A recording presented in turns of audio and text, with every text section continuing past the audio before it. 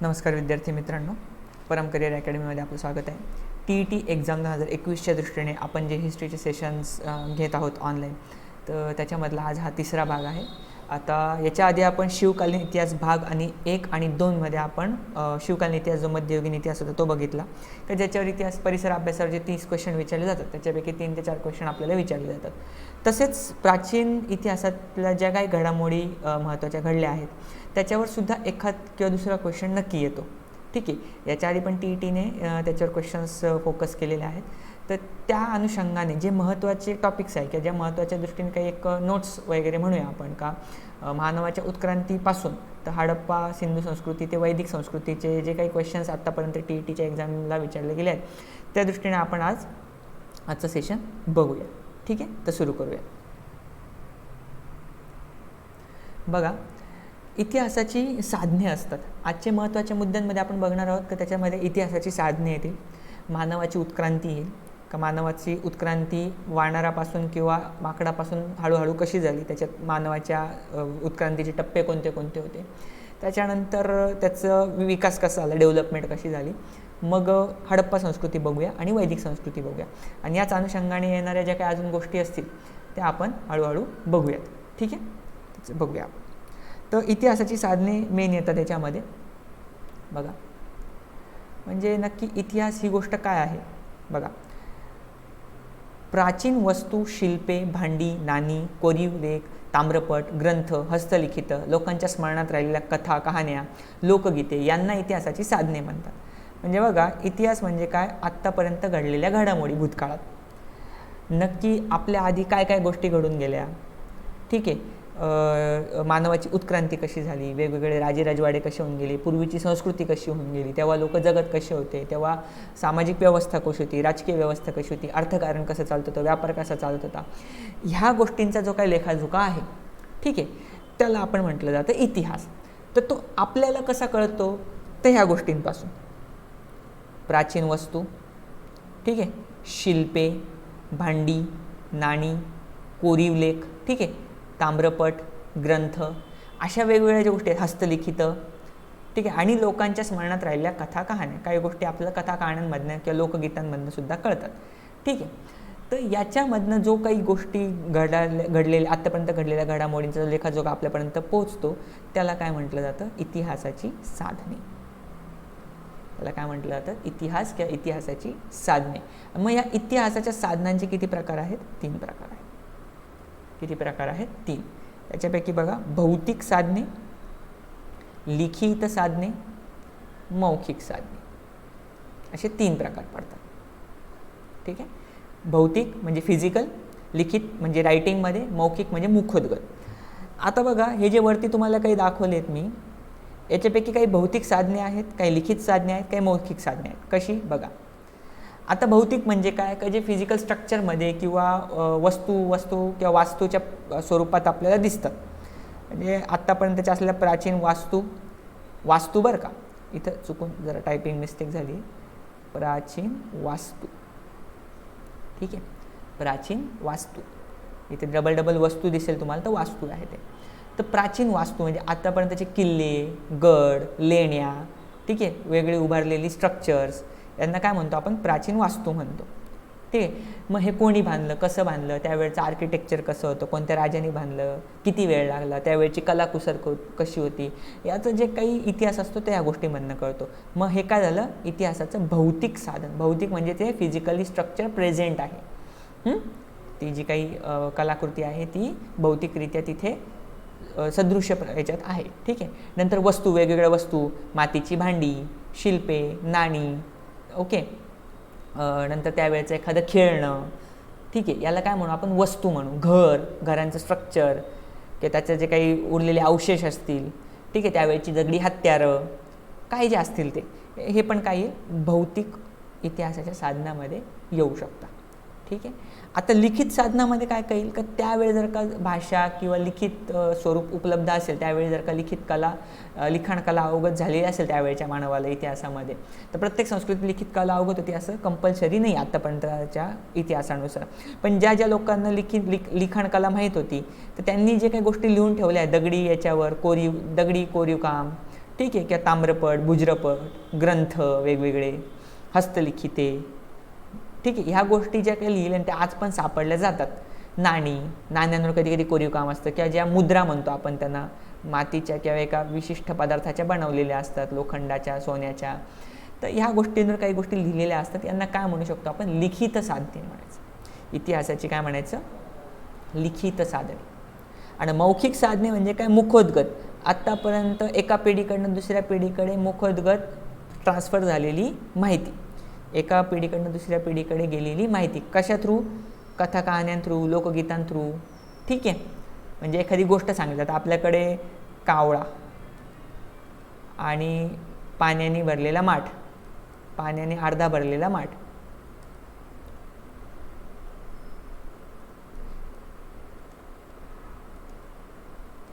ठीक आहे.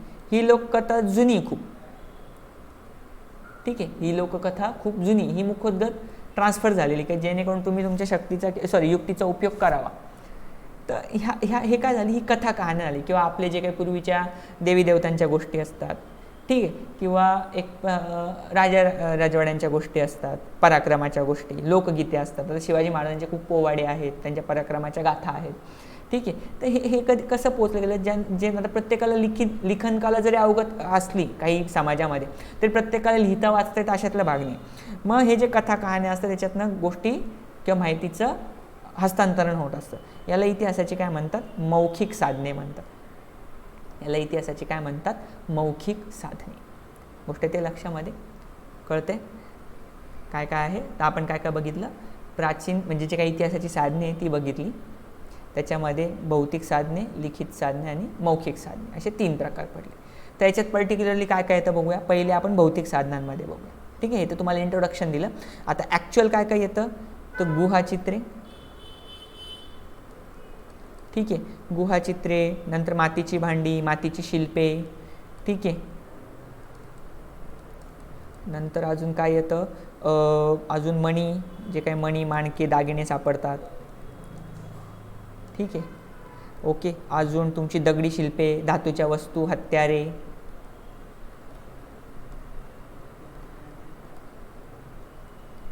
ओके. अजून तुमचं काय येईल बरं? मणी झाले, दागिने, धातूच्या वस्तू, हत्यारे आणि शस्त्रे. शस्त्रे आणि हत्यारे एकच झाले. आणि नाणी राहिली तुमची इथं. नाणी, पैसे, तेव्हा जे काही फॉर्म ऑफ मीडियम होतं, ठीक आहे, वस्तू विनिमयाचं जे काही साधन असेल तेव्हा ते.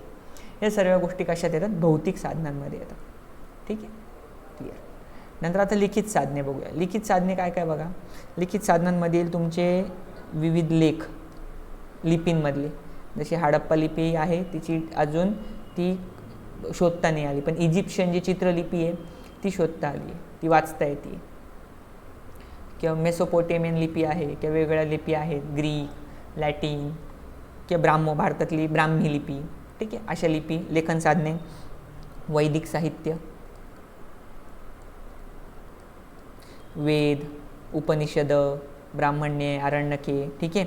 नंतर मेसोपोटेमियन इष्टी शिलालेख, मेसोपोटेमिया,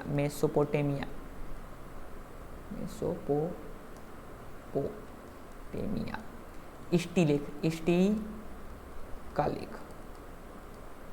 थांबा जस्ट मिनिट. इष्टी का लेख. ओके. म्हणजे असं आयताकृती एक जो दगड असेल किंवा गोष्ट असेल त्याच्यावर त्यांनी जे कोरीव लेख लिहिलेला त्याला इष्टिका लेख म्हणायचं. ठीक आहे. नंतर महाभारत, रामायणसारख्या हस्तलिखित पोथ्या, ग्रंथ, विविध ग्रंथ. ग्रीक इतिहासकारांनी प्रवाशांचे लेखन, प्रवास वर्णने.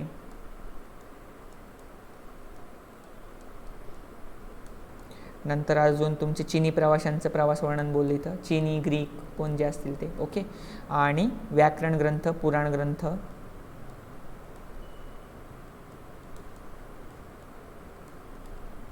असे विविध ग्रंथ. ठीक आहे. हे आणि कोरीव लेख तर तुम्हाला मागाशी सांगितलंच. हे काय होती? लिखित साधने होती. नंतर मौखिक साधने बघा. आता मौखिक साधने काय काय येतील? प्राचीन भारतातील मौखिक पद्धतीने जपलेले वेद. आधी वेद काय होते? मुखोद्गत होते. एका पिढीकडनं दुसऱ्या पिढीकडे कसे आले? शिकवले जायचे. कसं म्हणायचं ते शिकवले जायचे आणि कंठस्थ असायचे सर्व. मुखोद्गत म्हणतो आपण, कंठस्थ.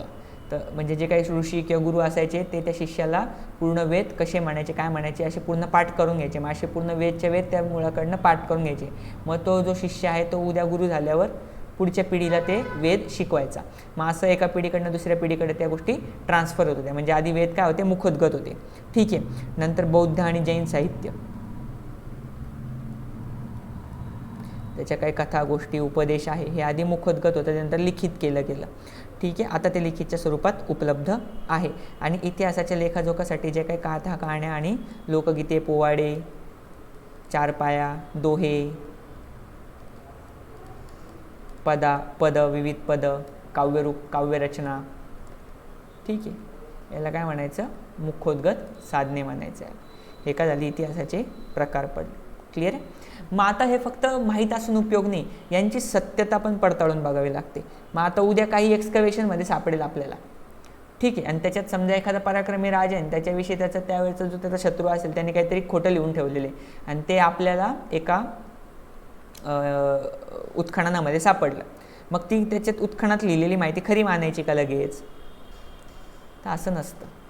जेव्हा एखाद्या इतिहासात गोष्ट सापडते तर त्या ज्या काही कसोट्या असतात, कसोट्या म्हणजे त्याचे टेस्टिंग्स असतात का, एखादी गोष्ट जेव्हा उत्खनात सापडली ती खरंच ती जुनी आहे का, किंवा त्याची सत्यता किती आहे का, ही एवढीच जुनी आहे, ते पडताळून बघावं लागतं.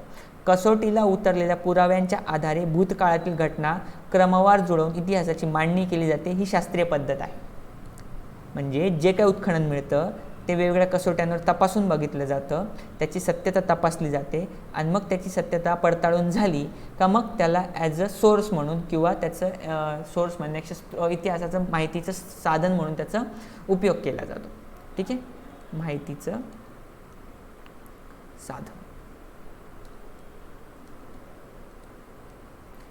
ओके. आणि याला काय म्हटलं जातं, आणि मग इतिहासाची मांडणी केली जाते क्रमवार. याला काय म्हटलं जातं, शास्त्रीय पद्धत. याच्यावर एक क्वेश्चन तुमचा डेव्हलप होऊ शकतो का शास्त्रीय पद्धत कशाला म्हणतात, तर कसोटीला उतरलेल्या पुराव्यांच्या आधारे, ठीक आहे, भूतकाळातील घटना क्रमवार जुळवून इतिहासाची मांडणी केली जाते, याला शास्त्रीय पद्धत म्हणतात. इथे काय क्वेश्चन डेव्हलप होऊ शकतो का, तुम्हाला विविध गोष्टी देतील आणि ते इतिहासाचं कोणतं साधन आहे, भौतिक आहे, लिखित आहे का मौखिक आहे, हे विचारतील तुम्हाला. ठीक आहे, हे याच्यापैकी समजा येईल भांडी, नाणी, शिल्पे, वस्तू हे कोणती साधने, तर मग भौतिक. कोरीवलेख, शिलालेख हे काय येईल, ताम्रपट हे लिखित, आणि लोकगीते, कथा, कहाण्या काय येईल, मौखिक येईल. ठीक आहे, लक्षात राहील. त्याच्यावर क्वेश्चन डेव्हलप होऊ शकतो की ज्याच्यावर आत्तापर्यंत विचारले ते आपण सांगू. आता मौखिक जे काही लिखित साधने, त्याच्यावर काय विचारलं एकदा का, इजिप्शियन संस्कृतीमध्ये जे काय गोष्टींवर लिखाण केली जायची, तो जो कागद होता तो कोणत्या झाडापासून, त्याला पपायरस म्हणायचे. हा क्वेश्चन येऊन गेला आहे तुम्हाला याच्या आधी, पपायरस. ठीक आहे, तर हे तुम्हाला विचारू शकतात, लक्षात घ्या. नंतर बघा, इतिहासामुळे आपल्याला आपली आणि इतर संस्कृतीची झालेली देवाणघेवाण, मानवी संस्कृतीच्या विकासाची वाटचाल समजते, माणसाच्या जीवनपद्धतीत कसे कसे बदल होत गेले सुद्धा समजून घेता येते. जसं मागाशी बोललो का इतिहास का अभ्यासायचा किंवा का अभ्यासावा लागतो, तर आपली संस्कृती जी काय पूर्वापार आपण चालत आले आणि इतर संस्कृतीची झालेली देवाणघेवाण, काहीतरी त्यांच्यामध्ये माहितीची किंवा प्रथा परंपरांची देवाणघेवाण झाली, आजची संस्कृती जी आज आपण जगतो ती तयार झालेली. ठीक आहे, आणि प्लस मानवी विकासाची वाटचाल का, मानव आधी काय करत होता, त्याचे काय नियम होते समाजाचे, आणि आता आपण काय करतोय, आज जी आपली डेव्हलपमेंट आहे. ठीक आहे, आज आपण एवढे टेक्नॉलॉजिकल गॅजेट्स वापरतोय, source of transformation of information आपण इकडून तिकडे करतोय. आधी जी गोष्ट तुम्हाला म्हणजे एखादी माहिती व्हायची असेल तर पत्र पाठवलं जायचं. ठीक आहे, ते पत्र 2 महिन्यांनी, 1 महिन्यांनी किंवा काही दिवसांनी मिळायचं आपल्याला. आता काही संदेश पोहोचवायचा असेल तर 1 सेकंदात संदेश समोरच्याला पोहोचतो. तर ही काय झाली, मानवी विकासाची वाटचाल आहे, मानवी संस्कृतीच्या विकासाची वाटचाल आहे. कळते का? आणि त्याच्याने काय झाले, जीवन पद्धतीत पण बदल होत गेले.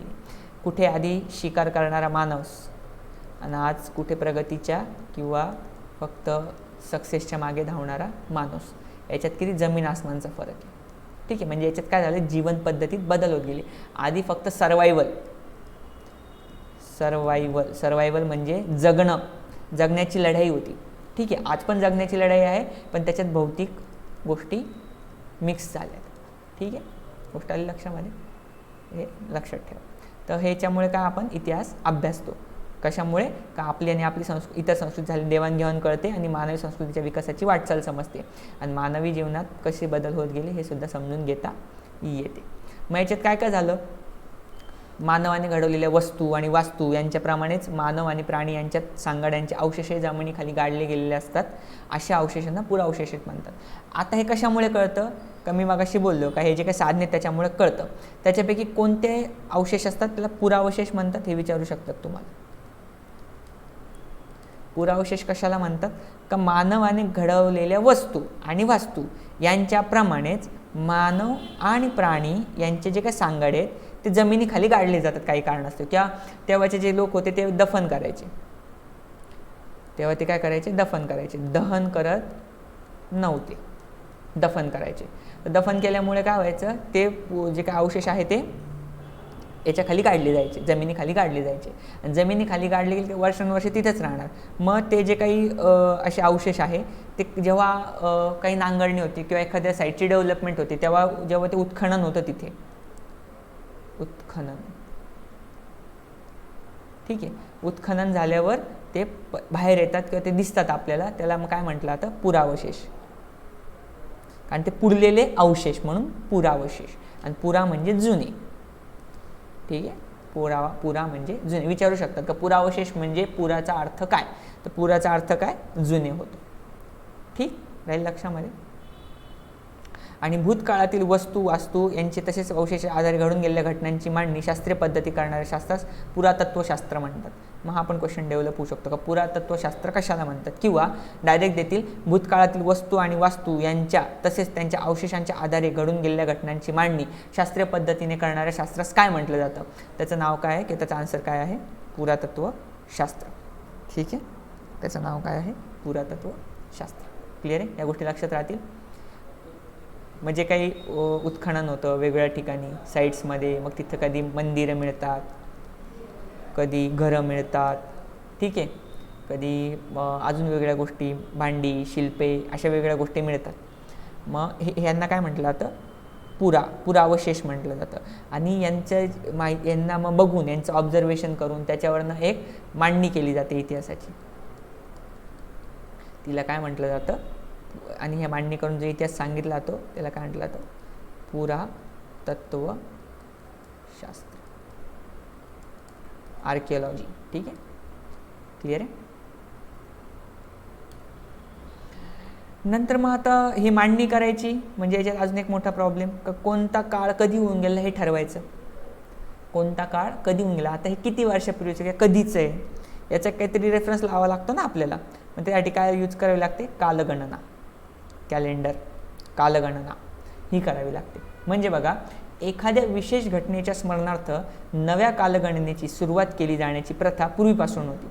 म्हणजे एखादी चांगली घटना घडली किंवा एखादी मोठी पराक्रमाची किंवा अशी युगप्रवर्तक घटना घडली का तिथपासून नवीन पद्धतीने कालगणना करायची, त्या गोष्टीला रेफरन्स धरून, त्याला माइलस्टोन धरून, तिथून त्याच्या पुढच्या गोष्टी म्हणजे त्याच्या नंतरच्या घडलेल्या गोष्टी सांगायच्या का या गोष्टीनंतर घडलेली ती गोष्ट होती की त्याच्या आधीच्या घडलेल्या गोष्टी त्याच्या आधी. कळालं? म्हणजे जसं इसवी सन धरलं जातं. इसवी सन हे कोणाच्या रेफरन्सनी घडलं जातं? येशू ख्रिस्ताच्या जन्मापासून धरलं जातं. येशू ख्रिस्त, जीजस क्राइस्ट. ठीक आहे, येशू ख्रिस्ताच्या जन्माच्या आधारे म्हणजे याचा जो जन्म होता त्याच्या जन्माला रेफरन्स धरून त्याच्यानंतर घडलेल्या गोष्टी इसवी सन धरल्या जातात. ठीक आहे, याला आपण कॉमन एरा म्हणूया किंवा आफ्टर डेथ म्हणूया किंवा आफ्टर डेथ म्हणूया. येशू ख्रिस्ताच्या मृत्यूनंतर घडलेल्या गोष्टी आता धरल्या जातात, एडीमध्ये धरल्या जातात. ठीक आहे, आणि त्याच्या आधी घडलेल्या बिफोर ख्राइस्ट, BC. ठीक आहे, ख्रिस्त जन्मापूर्वी, इसवी सन पूर्वी. म्हणजे इथं काय झालं की ख्रिस्ताचा जो काही जन्म होता तो काय धरला गेला? रेफरन्स पॉईंट म्हणून धरला गेला. ठीक आहे, रेफरन्स पॉईंट म्हणून धरला गेला. आणि याच्या आधारे काय केली जाते? कालगणना केली जाते. म्हणून आज पण बघा, एखादी गोष्ट सांगायची असेल का एखादा राजा राजवाडा कधी होऊन गेला ते सन जे सांगितलं जातं ते सन म्हणजे काय आहे? का येशू ख्रिस्ताच्या जन्माच्या किती वर्षानंतर तो झाला. ठीक आहे, आता इसवी सन 1674 म्हणजे येशू ख्रिस्ताच्या जन्मानंतर किंवा मृत्यूनंतर 1674 वर्षांनी ही गोष्ट घडली. कोणती गोष्ट घडली?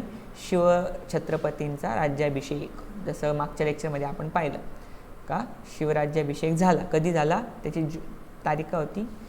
6 जून 1674 ग्रेगरियन कॅलेंडरप्रमाणे. तर म्हणजे एखाद्या विशेष घटनेच्या स्मरणार्थ नव्या कालगणनेची सुरुवात केली जाण्याची प्रथा पूर्वीपासून होती. उदाहरणार्थ एखाद्या पराक्रमी राजाचा राज्याभिषेक. मग कोणी केला होता? छत्रपती शिवाजी महाराजांनी राज्याभिषेक केला होता इसवी सन 1674 त्यांनी मग नवीन शक सुरू केला. त्याला काय म्हटलं जातं? राज्याभिषेक शक, जे आपण मागच्या वेळी बघितली. त्याला काय म्हटलं जातं? राज्याभिषेक शक. म्हणजे हा एक नवीन रेफरन्स पॉईंट क्रिएट झाला. इथपासूनच्या नवीन याच्या आधी घडलेल्या घटना सांगायच्या का राज्याभिषेकाच्या आधी घडून गेल्या आणि याच्यानंतर घडलेल्या घटना शिवाजी महाराजांचा राज्याभिषेक नंतर सुरू झाल्या. ठीक आहे, याला काय म्हटलं जातं? राज्याभिषेक शक. आणि तसेच मग अजून कोणत्या गणना होत्या हिंदू संस्कृतीमध्ये?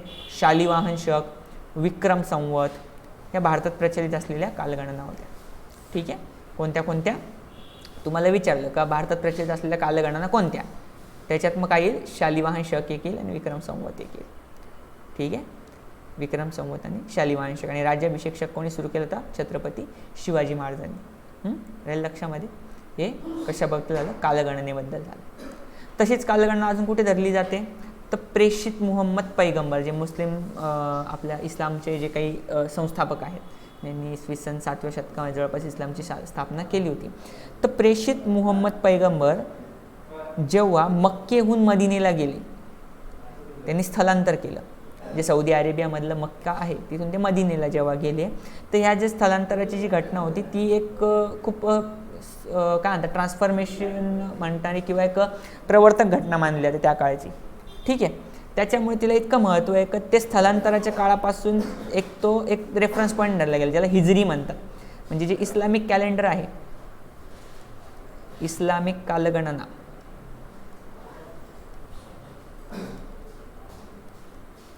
तिला काय म्हटलं जातं? हिजरी. आणि रमजान त्याच्यातला 9वा महिना आहे.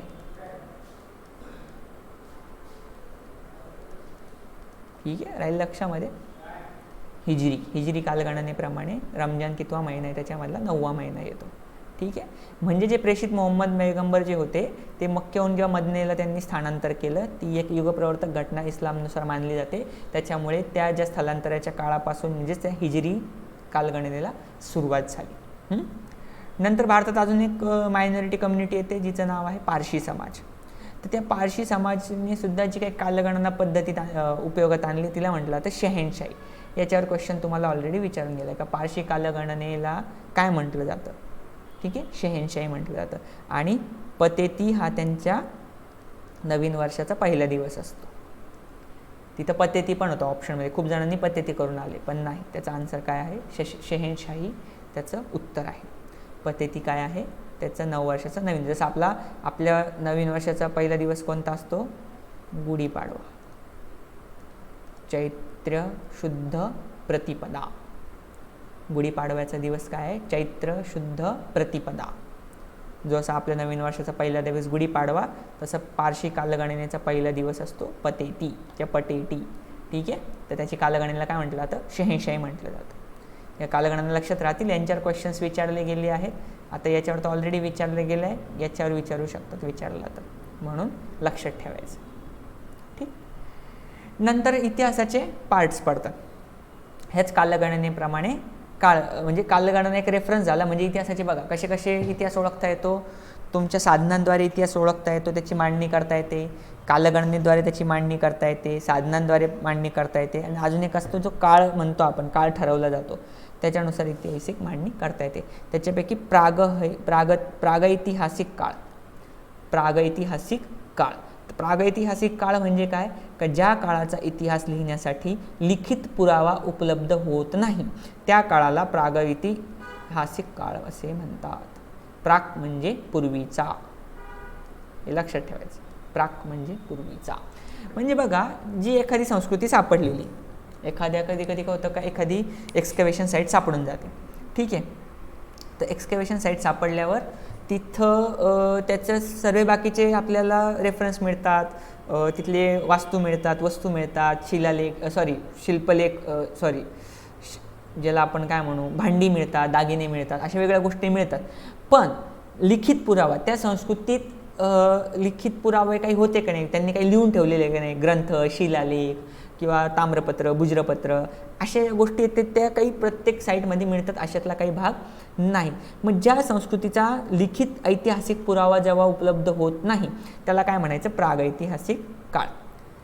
मग त्याच्यामुळे काय होतं का आपल्याला कळायला मार्ग नसतो का ह्या संस्कृतीला लिखनकला अवगत होती का नाही. कारण कधी कधी काय होतं का हे जे बुर्जपत्र वगैरेचे सारखे ज्या गोष्टी असतात ते काळानुरूप काय होऊन जातात, विघटित होऊन जातात, संपून जातात, नष्ट होऊन जातात आपल्यापर्यंत पोचेपर्यंत. त्याच्यामुळे जरी त्याची लिखनकला अवगत असली तरी आपल्याला ती माहीत होत नाही. आणि जरी माहीत पडली की आपल्या हातात एखादा त्याचा काहीतरी प्रूफ आलं, पण ती वाचता आली पाहिजे. ती जर का वाचता जरी नाही आली तरी ती काय होऊन जातं, म्हणजे लिखित पुरावा उपलब्ध आहे पण ती वाचताच येत नाही. मग ती लिपी डिसायफर करण्यासाठी वेगळं लोक काम करतात. गोष्ट येते लक्षामध्ये. मग या अशा काळाला काय म्हटलं जातं, प्रागैतिहासिक काळ, का ज्या काळाचा इतिहास लिहिण्यासाठी लिखित पुरावा उपलब्ध होतो. मग आता लिखित पुरावा उपलब्ध होत नसल्यामुळे लॉजिकली मग तर्कानुसार जे काही शास्त्रीय पद्धती आहेत, ठीक आहे, त्या पद्धतीने मग इतिहासाची मांडणी करावी लागते. का हे आधी घडलं असेल, हे आत्ता घडलं असेल, आधी ही हत्यारं आली असतील, मग ही हत्यारं आली असतील. एक जो डेव्हलपमेंट पाथ आहे मानवाच्या डेव्हलपमेंटचा, त्याच्यानुसार तर्कशास्त्रदृष्ट्या विचार करून त्या गोष्टी मांडाव्या लागतात. का?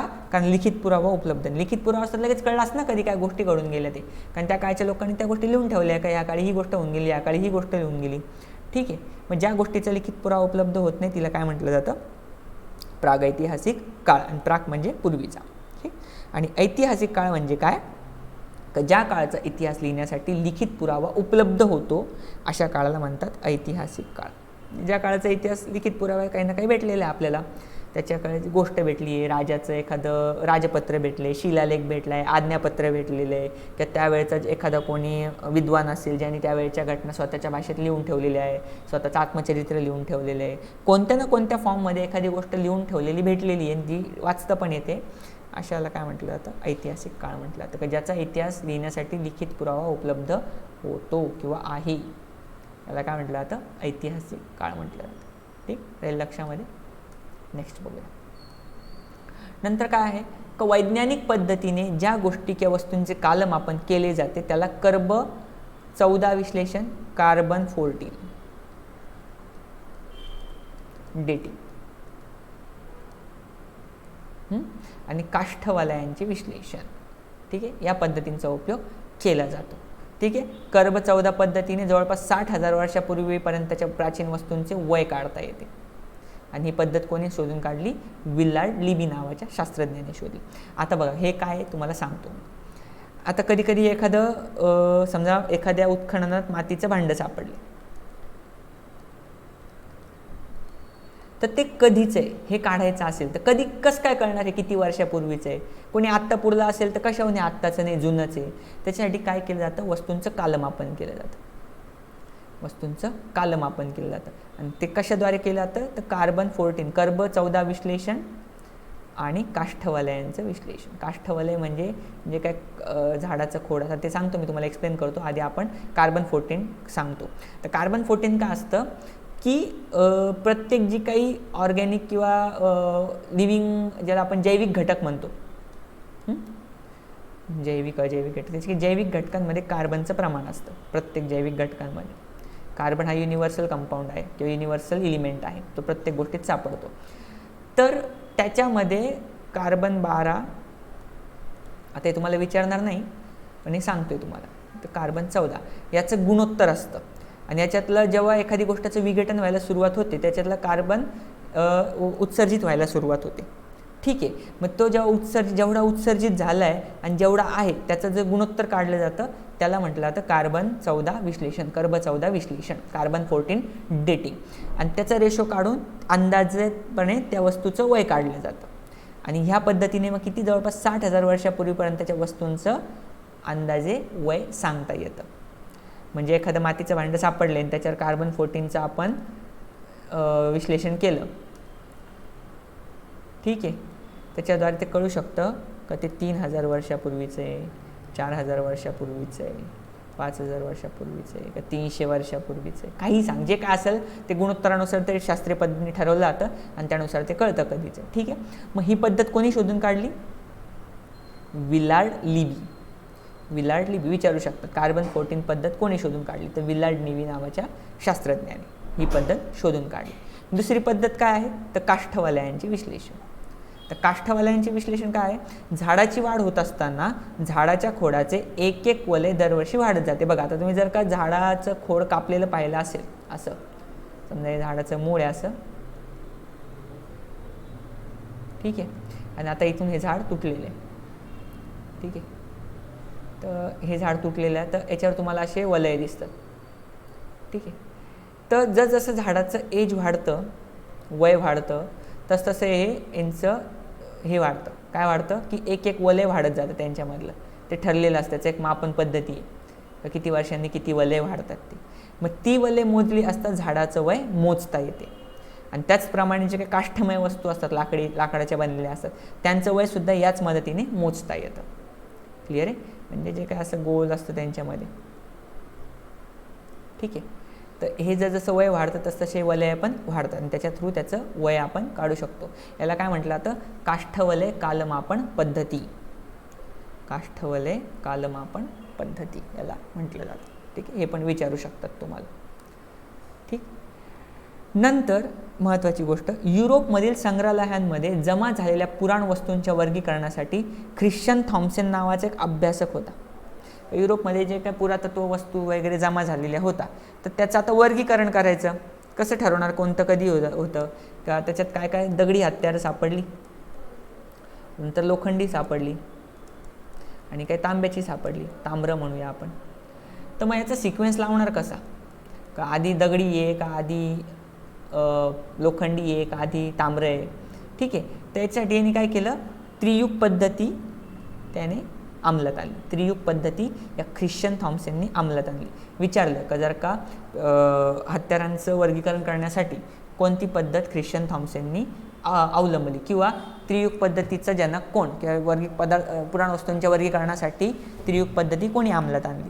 तर ख्रिश्चन थॉम्सन नाव आहे. त्यांनी कोणती पद्धती अंमलात आणली? त्रियुग पद्धती. तर मग याच्यानंतर काही, तर मग काय त्रियुग पद्धती होती? का दगडी हत्यारं जी बनवली गेली मानवाने ती अश्मयुगात बनवली गेली. हा पहिला सिक्वेन्स होता. म्हणजे आधी सर्व दगडी हत्यारं बनली गेली. मग तांबा धातू मिळाला, ज्याचा मोल्डिंग करता येत होतं, ज्याला वेगवेगळ्या हत्यारांमध्ये बनवता येत होतं, वाकवता येत होतं धातू, म्हणून त्याला ताम्रयुग म्हटलं जातं. आणि नंतर सर्वात शेवटी लोखंड सापडलं, तेव्हा लोखंडाची हत्यारं बनवली, त्याला लोहयुग म्हटलं जातं. अशी क्रमवारी त्यांनी केली. आणि ही का क्रमवारी आहे त्यांनी सप्रमाण दाखवून दिलं, प्रूफ केलं का हे का त्या क्रमाने आहे, ही त्याच क्रमाने का घडली गेली असावी, याचं त्यांनी काय जे शास्त्रीय कारण असेल ते दिलं. म्हणजेच शास्त्रीय पद्धतीने सिक्वेन्स कोणी सांगितलं? या ख्रिश्चन थॉम्सनने सांगितलं आहे. कशाद्वारे? या त्रियुग पद्धतीद्वारे. मग आधी काय येतं? अश्म, मग ताम्र आणि मग तुमचं लोहयुग. ठीक आहे. आता ताम्र म्हणजे याचा अर्थ आधी माणसाला तांबं सापडलं का नाही? आधी सोनं सापडलं होतं, पण ते मऊ होतं. त्याच्याकडनं असं काही हत्यारं आणि असं प्रॉपर गोष्ट बनत नव्हत्या मऊ असल्यामुळे. ठीक आहे. मग त्याला तांबं सापडलं आणि तांब्यात जस्त वगैरे मिक्स करून त्याला मोल्डिंग करता यायला लागलं मानवाला. ठीक आहे. आणि ते जे जस्त आणि तांबे एकत्र करून काय बनतं? कांस्य. कांस्य. मग काही ठिकाणी कांस्ययुग सुद्धा म्हटलं जातं. जिथं कांस्य मिळाले तिथं कांस्ययुग, जिथं तांबं मिळाले तिथं ताम्रयुग. ठीक आहे. गोष्ट आली लक्षामध्ये. या गोष्टी पद्धत त्याप्रमाणे बायफर्गेट होतात. आणि ही क्रमवारी कोणी दाखवली? ख्रिश्चन थॉम्सननी, आणि सप्रमाण दाखवून दिली. आली लक्षामध्ये. ठीक आहे. तर हे झालं तुमचे ऐतिहासिक साधनांविषयी आत्तापर्यंत, की कसं कसं गोष्टी घडत गेल्या. ठीक आहे. की इतिहासाची साधनं काय आहेत, इतिहासात कोणत्या गोष्टींना महत्त्व आहे, कालगणना कशी केली जाते आणि त्याच्यात कालगणनेची वैशिष्ट्ये काय आहेत. ठीक आहे. कोणत्या रेफरन्सनी कालगणना केली जाते, जी काही साधने मिळतात त्यांना विभागलं कसं जातं मौखिक, लिखित आणि भौतिकमध्ये. ठीक आहे. इतिहास आपण का वाचतो, त्याची शास्त्रीय पद्धतीने मांडणी कशी केली जाते, का केली जाते, त्याच्यातले महत्त्वाचे लोक कोण कोण होते, हे सर्व बघितलं. आता पुढचा पाठ बघूया, मानवी उत्क्रांती. आता इतिहास तर कळते, पण मानवाची सुरुवात कशी झाली नक्की? मानवी उत्क्रांती. ठीक आहे. मग काय झालं का 1859 चार्ल्स डार्विन, जो आपल्याला माहिती आहे उत्क्रांतीचा सिद्धांत, तर ह्या उत्क्रांतीचा सिद्धांत मांडणाऱ्या चार्ल्स डार्विनने काय केलं, शास्त्रज्ञ होता तो, त्याच्या on the origin of species, प्राण्यांच्या प्रजातीचा उगम याविषयी या ग्रंथात उत्क्रांतीची पहिली संकल्पना मांडली. का मानवाचं बनला कसा, मानवाची उत्क्रांती कशी झाली. तर असं म्हटलं होतं का आधी एकपेशीय सजीव निर्माण झाले, एकपेशीय सजीव निर्माण झाले. मग त्यांनी स्वतःला स्प्लिटअप केलं, बायफर्गेट केलं, स्वतःचं द्विखंडी भवन केलं. त्याच्यापासून बहुपेशीय सजीव निर्माण झाले. ठीक आहे. बहुपेशीय सजीवांनंतर काय तयार झालं, अनेक असे पेशी एकत्र येऊन ऊती निर्माण झाल्या. ऊतीनंतर काय निर्माण झालं, या अनेक अशा ऊती एकत्र येऊन काय तयार झालं, तुमचा ऑर्गन तयार झालं, अवयव तयार झाला. याला टिश्यू म्हटलं जातं. ठीक आहे. ऑर्गन म्हणजे अवयव. ठीक आहे. हे असे अनेक ऑर्गन एकत्र येऊन ऑर्गनल सिस्टीम, ज्याला आपण अवयव संस्था म्हणतो. ठीक आहे. आणि अशा अनेक अवयव संस्था मिळून शरीर बनलेलं, मानवाचं किंवा प्राण्यांचं शरीर बनलेलं आहे. क्लिअर आहे गोष्ट ते लक्षात. तर ही जी काही उत्क्रांती होती, तर on the origin of species हा कोणी ग्रंथ लिहिला आहे, चार्ल्स डार्विनने लिहिला. त्याचं मराठी नाव काय, प्राण्यांच्या प्रजातींचा उगम याविषयी. तर या ग्रंथात उत्क्रांतीची संकल्पना कोणी मांडली, चार्ल्स डार्विन. याच्यावर क्वेश्चन काय डेव्हलप होऊ शकतो, उत्क्रांतीची संकल्पना कोणी मांडली, तर चार्ल्स डार्विन. त्याच्यात अजून क्वेश्चन डेव्हलप त्यांना क्रिटिकल करायचं असेल तर काय करतील, कोणी उत्क्रांतीची संकल्पना on the origin of species या ग्रंथामध्ये 1859 साली मांडली. त्याचा आन्सर काय, चार्ल्स डार्विन. ठीक आहे. किंवा कधी साल पण विचारू शकतात. ओके, या गोष्टी विचारू शकतात, लक्षात ठेवायचं. नंतर त्यात त्यांनी काय सांगितलं की मानव आणि वानर यांचा नेमका संबंध काय असू शकतो याविषयी निश्चित मत व्यक्त केले नव्हते. याच्यामध्ये उत्क्रांतीचा सिद्धांत मांडला, काही गोष्टी तो बोलला, पण फिक्स वानरापासूनच निर्माण झाला आहे आणि त्यांच्यात काहीतरी संबंध आहे हे स्पेसिफिकरित्या निश्चित ठामरित्या तो काय सांगू शकला नाही. पण जेव्हा परत त्याने 1871 दुसरा ग्रंथ प्रकाशित केला, त्याचं नाव होतं द डिसेंट ऑफ मॅन, मानवाचे अवतरण किंवा मानवाचा पूर्वज. यात त्याने मानवाच्या पाठीच्या कण्याचे शेवटचे हाडे, शेपटीचा अवशिष्ट भाग आहे या गोष्टीकडे सर्वांचे लक्ष वेधले. त्याचं म्हणणं होतं की मानव हा वानरापासून, माकडापासूनच उत्क्रांत झाला आहे. तर मग लोकांनी विचारलं काय पुरावा, तर मग त्यांनी काय सांगितलं दुसऱ्या ग्रंथामध्ये, ज्याचं नाव होतं द डिसेंट ऑफ मॅन, तो जो पाठीचा कणा आहे,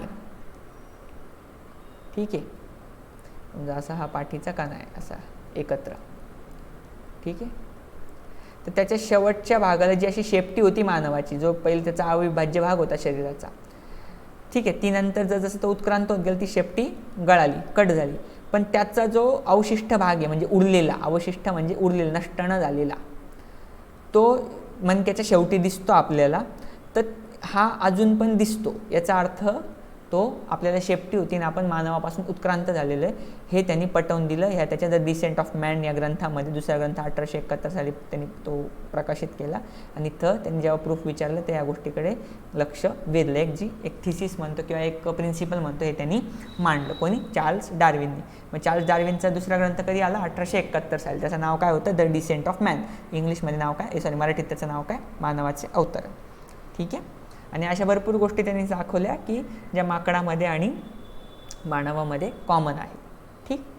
मग असं जसं उत्क्रांतीचा त्याचा त्यांनी तो गोष्ट सांगत गेला, मग त्याच्यात सर्वात पहिले कोण आलं, कुशल मानव. हा मराठी नाव आहे त्या मानवाच्या प्रकाराचा. कुशल मानव का हाताचा कुशलतेने वापर करणारा मानव याचा पुरावा सर्वप्रथम आफ्रिका खंडात टांझानिया आणि केनिया या 2 देशांच्या परिसरात मिळाला. टांझानिया आणि केनिया, आफ्रिकेमध्ये. ठीक आहे. आता याला कुशल मानव का म्हटलं जातं, कारण तो हाताचा कुशलतेने वापर करू शकतो. आता हातांचा कुशलतेने वापर म्हणजे काय, की आधी प्राणी 4 पायांवर चालायचे, मग हळूहळू मानव जो उत्क्रांतीमधला मानव होता तो 2 पायांवर चालायला शिकला. 2 पायांवर चालायला शिकल्यामुळे काय झालं, त्याचे जे पुढचे 2 पाय होते ते मोकळे झाले. त्याचा जो पुढचे 2 पायांचा पंजा होता तो मोकळा झाला आणि त्याच्यात त्या पंजाचा हळूहळू उत्क्रांती अशी झाली का अंगठा वेगळा झाला. अंगठा काय झाला, अंगठा वेगळा झाला आणि याच्यामुळे त्याला ग्रीप मिळाली. एक पकड मिळाली. आणि ह्या अशा उत्क्रांत झालेल्या पंजाचा तो विविध प्रकारे वापर करू लागला. दगडं फोडण्यासाठी, शिकार करण्यासाठी, खाण्यासाठी किंवा जे काही दैनंदिन त्यावेळेच्या गोष्टी होत्या त्या करण्यासाठी त्यांनी तो त्या हाताचा उपयोग करू लागला. म्हणजे हातांचा कुशलतेने वापर करू लागला. आणि याचा पुरावा कुठं भेटला तर टांझानिया, आफ्रिका खंडामध्ये टांझानिया, केनिया 2 देशांच्या परिसरात मिळाला. आणि याचा शोध कोणी लावला? लुई लिकी या शास्त्रज्ञाने.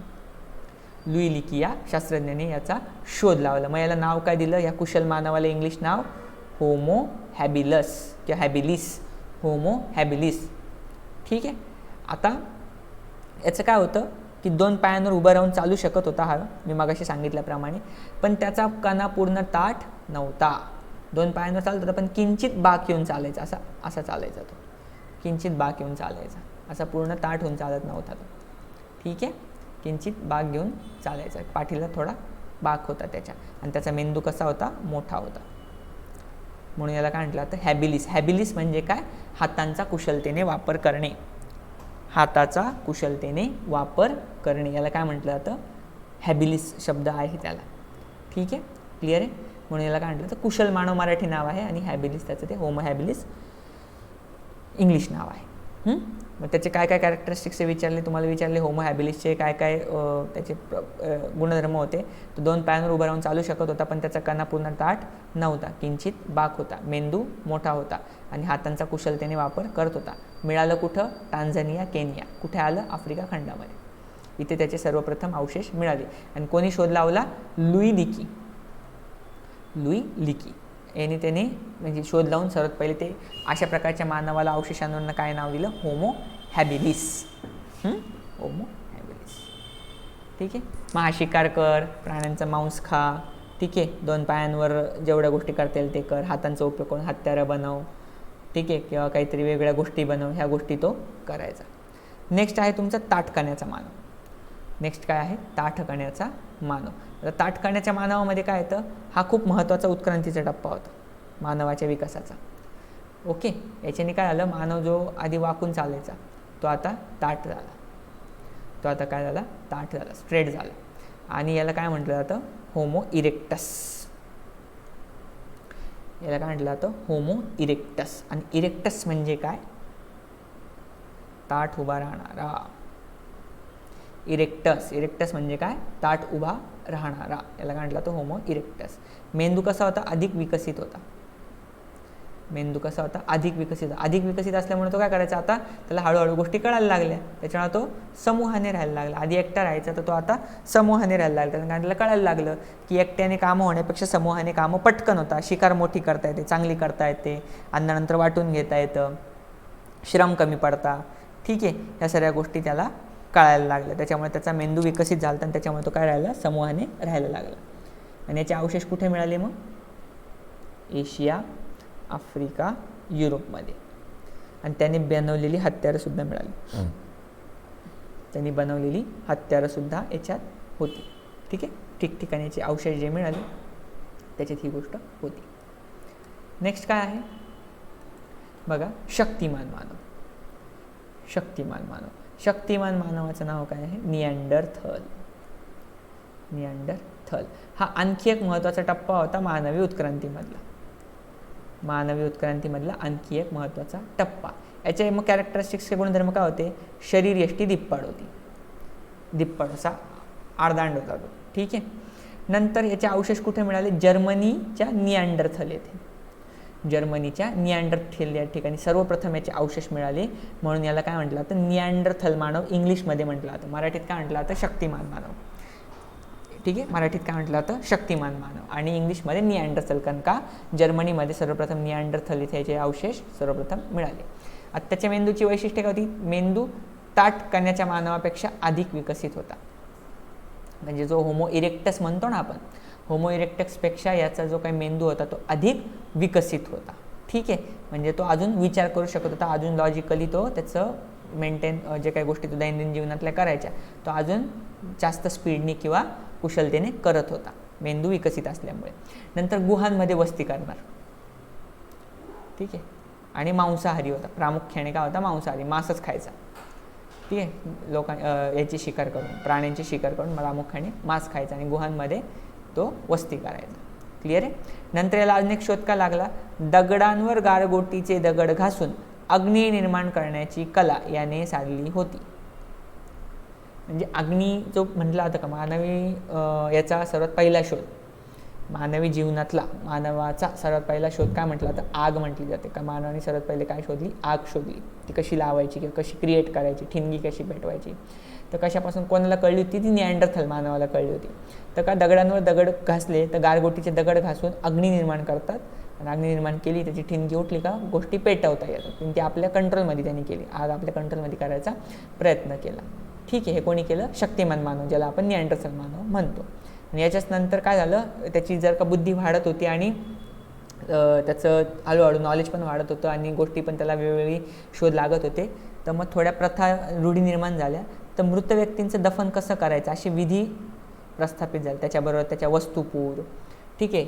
नंतर त्याला आधीचे जे लोक होते काही ठिकाणी लाल मातीने पुरलेले, त्याचे काही आवडत्या गोष्टी असतील, त्याचं हत्यार असेल, त्याचं आवडते घातलेले दागिने असतील, कपडे असतील, मडके असतील, असं त्याच्या अवतीभोवती पुरलं जायचं. आणि एक प्रकारे निसर्ग देवतांना खुश करण्यासाठी किंवा म्हणा का माफी मागण्यासाठी किंवा जे काही त्यावेळी मानवाला वाटत असेल त्याचं एक जेस्चर म्हणून तो असे विधी वगैरे करणं सुरुवात झाली होती. म्हणून मृत व्यक्तीचे दफन करताना विधी प्रस्थापित झाले होते असं म्हटलं आता या पुराव्यांवरनं. क्लिअर आहे, ठीक. नंतर शक्तिमान मानव आणि बुद्धिमान मानवात काय फरक होता, शक्तिमान मानव आणि बुद्धिमान मानवामध्ये?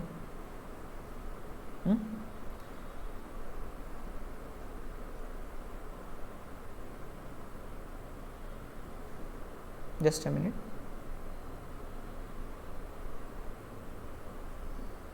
चालत काय, हां चालायला लागलं, ठीक आहे. हां कुठे होतो आपण, शक्तिमान मानव आणि बुद्धिमान मानव याच्यामध्ये काय फरक आहे, ठीक आहे. का हे काही काळ आरामाने एक बरोबरीने नांदत होते ते, ठीक आहे.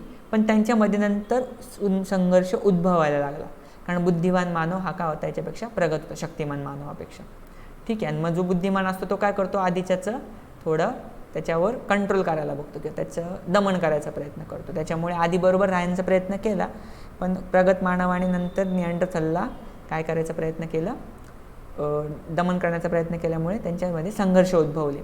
प्लस काय झाले, हळूहळू पर्यावरण बदल होत होते, पाऊस, पूर, भूकंप अशा वेगळ्या गोष्टी यायच्या. तर त्याच्यामध्ये याचं काही सर्वायवल झालं नाही, हा काही टिकू शकला नाही. टिकला कोण, हा करण्याचा मेंदू विकसित झालेला होता. आणि त्याच्यामुळे शक्तिमान मानवाचे अस्तित्व काय आले, संपुष्टात आले. शक्तिमान मानवाचे काय झाले, अस्तित्व संपुष्टात आले, ठीक आहे. आणि कधी आले, तर सुमारे 30,000 वर्षापूर्वी शक्तिमान मानव नष्ट झाला. नष्ट आहे, नाश्ता नाही, नष्ट झाला असे कर्ब 14 पद्धत, बघा कर्ब 14 पद्धतीने सांगितलं. 30,000 वर्षापूर्वीच सांगते. आणि कर्ब 14ची टॉलरन्स किती आहे, कधीपर्यंत सांगू शकतो, 60,000 वर्षापर्यंत सांगू शकतो. त्याच्यामुळे 30,000 वर्षापर्यंतचं नक्कीच सांगू शकतो, ठीक आहे. क्लिअर आहे. तर कर्बन 14 पद्धती, 30,000 वर्षापूर्वी कधी कोण नष्ट झालं विचारू शकता की 30,000 वर्षापूर्वी कोणता मानव नष्ट झाला, हे कर्ब पद्धतीने सांगितलं जातं. तर शक्तिमान मानव, निअँडरथल म्हटलं जातं त्याला, ठीक. मग आता बुद्धिमान मानव बघूया, ज्याला काय म्हटलं जातं, होमो सेपियन. सेपियन म्हणजे बुद्धिमान, सेपियन म्हणजे बुद्धिमान. हे शब्दांचे अर्थ सांगतोय, का सांगतोय याच्यावर क्वेश्चन डेव्हलप होऊ शकतो. जोड्या लावा येतील, तुमचे डायरेक्ट सांगतील, 1 बीट लाईन विचारतील, गाळलेली जागा देतील, काही विचारू शकतात. शक्तिमान मानव, बुद्धिमान मानव. नंतर आपण आधीचं काय पाहिलं बघून घेऊया, जस्ट अ मिनिट. कुशल मानव बघितला, ताट करण्याचा मानव बघितला. यांचे जे इंग्लिश शब्द आहे तर त्याचे क्रम उलटा पालटा करतील किंवा चुकीची जोडं ओळखा विचारतील किंवा योग्य जोडी ओळखा विचारतील, काही विचारू शकतात. त्याच्यामुळे आपण हे त्यांची इंग्लिश नावं पण घेतोय, ठीक आहे. परत बघूया आपण काय बघत होतो. हां, तर बुद्धिमान मानव जो आहे त्याला काय म्हटलं तर सेपियन, होमो सेपियन, आधीच्या मानवांपेक्षा प्रगत, आणि म्हणून होमो सेपियन नाव दिलं गेलं. आणि सेपियन म्हणजे काय तर बुद्धिमान. त्याला युरोपमध्ये क्रॉमॅनॉन सुद्धा म्हटलं जातं, क्रॉमॅनॉन मानव. म्हणजेच बुद्धिमान मानवाला किंवा होमोसेपियनला अजून पॅरलल युरोपमध्ये नाव काय विचारू शकतात का, सेपियन जे आहे त्याला युरोपमध्ये काय म्हटलं जायचं तर क्रॉमॅनॉन म्हटलं जायचं, ठीक आहे. ठीक. मग आता बुद्धिमान माणसाचे अवशेष कुठे कुठे मिळाले? आफ्रिका, आशिया, युरोप इथे मिळाले. आणि याचं स्वरयंत्र पूर्णपणे विकसित झालं होतं. यांचं बाकीच्यांचं झालं नव्हतं, फक्त बोलायचे किंवा आवाज काढायचा प्रयत्न करायचे, पण यांचं स्वरयंत्र पूर्ण विकसित झालेलं नव्हतं. स्वरयंत्र नव्हते म्हणण्यापेक्षा स्वरयंत्र विकसित नव्हते पूर्णपणे, फक्त आवाज काढू शकत होते, बोलू वगैरे शकत नव्हते. यांचं स्वरयंत्र पूर्णपणे विकसित असल्यामुळे विकसित भाषा पद्धती यांची निर्माण झाली. बोलू शकले ना एकमेकांशी, खाणाखुणा सांकेतिक भाषा ठरायला लागल्या आधी. ठीक आहे का, याला हे म्हणायचं, याला हे म्हणायचं. जसं आज आपण एकमेकांशी संभाषण साधतो, आपण अतिप्रगत आहोत. क्लिअर आहे?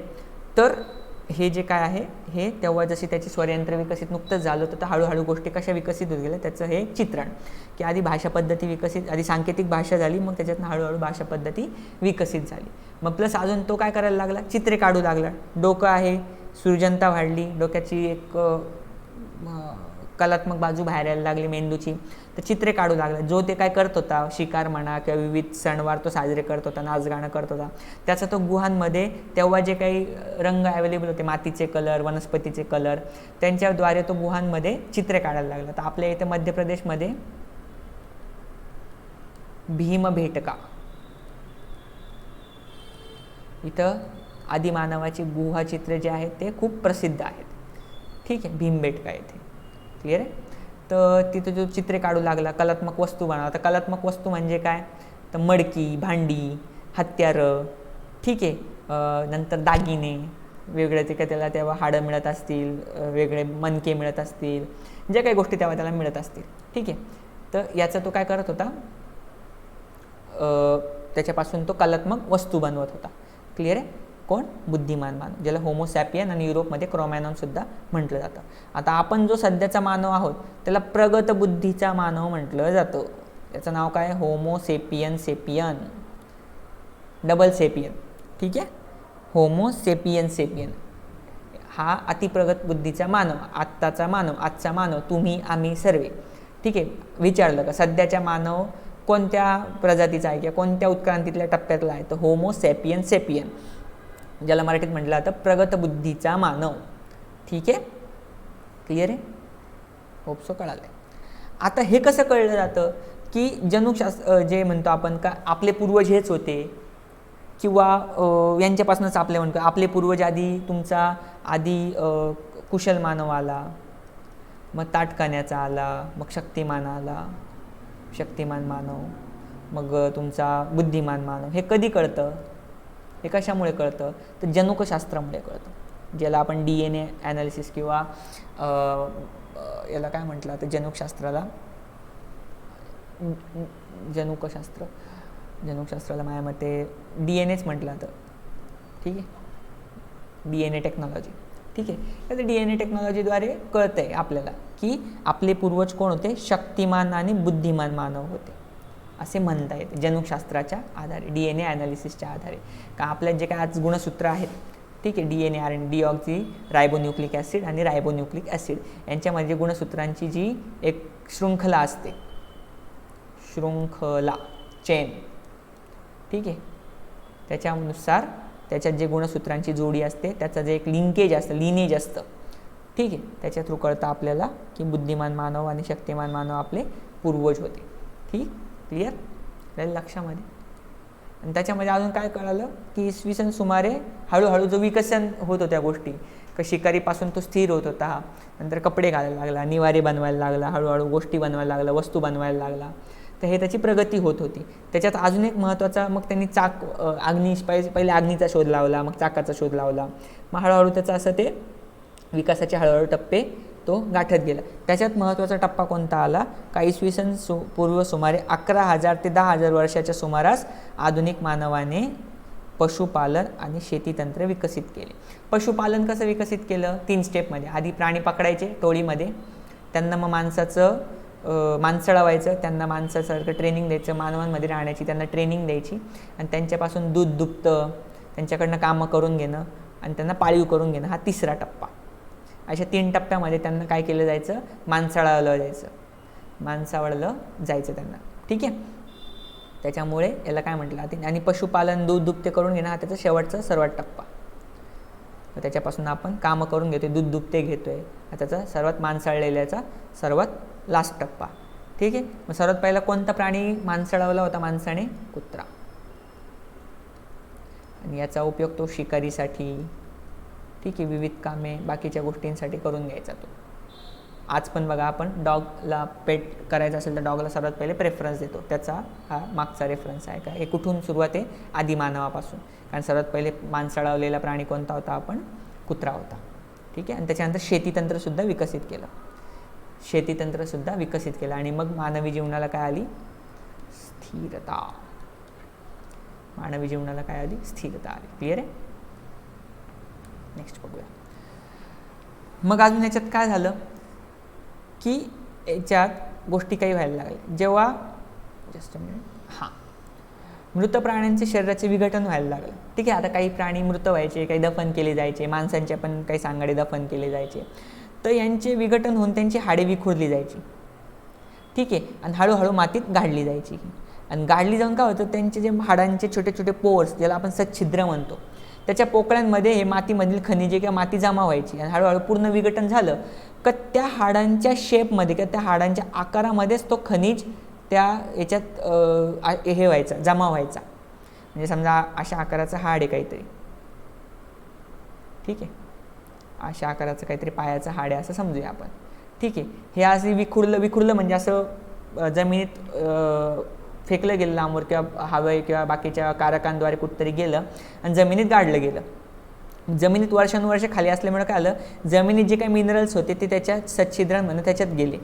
आणि त्याच्यात गेल्यामुळे पूर्ण याचं विघटनच केलं आणि ते त्याच्यात गेले. आणि त्याच्यात गेल्यामुळे ते खनिजांनी पूर्ण ते हाड भरून गेलं आणि ते बाकीच्या त्याचा जो डिकेइंग पार्ट होता तो डिके झाला. डिके म्हणजे विघटन झालं. आणि त्याच शेपमध्ये, त्या हाडाच्या शेपमध्ये जे त्याच्यात खनिज होतं ते त्या हाडाच्या शेपमध्ये आलं. याला काय म्हटलं जातं? अश्मीभूत अवशेष. प्राण्यांचे अश्मीभूत अवशेष. आणि त्या हाडांच्या आकारात शिल्लक राहिलं, जे काही शिल्लक राहिलं ते त्याला प्राण्यांचे अश्मीभूत अवशेष म्हणतात. क्वेश्चन विचारला तर सांगता आलं पाहिजे का प्राण्यांचे अश्मीभूत अवशेष कशाला म्हणतात? तर ह्या गोष्टीला म्हणतात. प्राण्यांचे सच्छिद्र, विखुरलेल्या हाडांच्या सच्छिद्रामध्ये जेव्हा मातीमधील खनिजे जातात आणि विघटित झालेलं हाड हे खनिजांच्या स्वरूपात शिल्लक राहतं, त्याला म्हटलं जातं प्राण्यांचे अश्मीभूत अवशेष. क्लिअर? नंतर काय आहे की दगड आणि हाडे यांच्यापासून तयार केलेली हत्यारे आजही मिळतात. तासणी, वर्तुळाकार घण, दगडी छिलक्यांचे तोड हत्यार, हाडांचा टोचा किंवा शिंगांची खणते, असे वेगवेगळे जे काही हत्यार तेव्हा मानवाने बनवली. तेव्हा आता काय करायचं? असं दगड घेतला यायचं ज्याचे असे पापुद्रे निघायचे. ठीक आहे. जसे पापुद्रे निघायचे तर छिलका निघायचे, असे तो दगड बघायचा, गारगोटीचे किंवा जे गारीचे दगड म्हणतो तो असे घ्यायचा. त्याच्यापासून मग असे छिलके काढून तो त्यांना धारदार बनवून मग हातकुऱ्हाड किंवा चाकू, दातेरी चाकू असा. ठीक आहे. नंतर सुईसारखं छोटं प्राण्यांच्या हाड्यापासून सुईसारखं टोच्यासारखं काहीतरी बनवायचा. नंतर दगडी घण, असा मोठा दगड घ्यायचा. ठीक आहे. त्याला लाकडाच्या खोबणीमध्ये तो अडकवून द्यायचा आणि दोरीने किंवा जे काही त्यावेळी कातडी तंतू वगैरे मिळायचे त्याला, त्या वनस्पतीच्या त्याच्या थ्रू तो त्याला जोडून द्यायचा. त्याला लाकडी घण किंवा दगडी घण पण म्हटलं जातं. किंवा याच्यात मग लाकूड, हाड, दगड, मग नंतर जसं लोखंडाचा शोध लागला, लोखंड, अशा वेगळ्या गोष्टींथ्रू तो हे काय करायला लागलं? अशा प्रकारचे हत्यारं बनवायला लागलं. मग अशी हत्यारं, दगडी अवशेष कुठे कुठे मिळतात? तर भारतामध्ये तुम्हाला विचारू शकतात का कुठे कुठे मिळतात. तर पुराणश्मयुगीन यांना काय म्हटलं जातं? या अवशेषांना एक्सक्यूज मी, पुराश्मयुगीन हत्यारं म्हटलं जातं. मग अशी पुराश्मयुगीन हत्यारं कुठे कुठे मिळतात? काश्मीरपासून तामिळनाडूपर्यंत सर्वीकडे सापडलेले. ठीक आहे. भारतामध्ये काश्मीरपासून तामिळनाडू म्हणजे अख्ख्या भारतात सापडलेले. पण काय सापडलेलं नाही आहे? पुराश्मयुगीन मानवाचे अवशेष भारतात फारसे मिळालेले नाही. म्हणजे माणसाचे सांगाडे मिळाले नाही आहे, पण त्यांनी बनवलेली हत्यारं मिळाली. मग याचा अर्थ असा होतो का तो माणूस होऊन गेला? नाही. माणूस नसतात ते हत्यारं बनलेलीच नसते. ठीक आहे. आता काही कारणास्तव ते खूपच वर्ष झालेली आहे, त्याच्यामुळे त्यांचे जे काही त्यावेळेचे दफन केलेले मृतदेह असतील ते एक तर नष्ट होऊन गेले असतील किंवा असतील पण तरी ते अजून काही आपल्याला मिळालेले नाहीत. त्याच्यामुळे भारतात फारसे मिळालेले असं तिथं म्हटलेलं आहे. ठीक आहे. क्लिअर आहे गोष्ट येते लक्षात. मग तुम्हाला याच्यावर क्वेश्चन कसं डेव्हलप होऊ शकतो? Statement wise.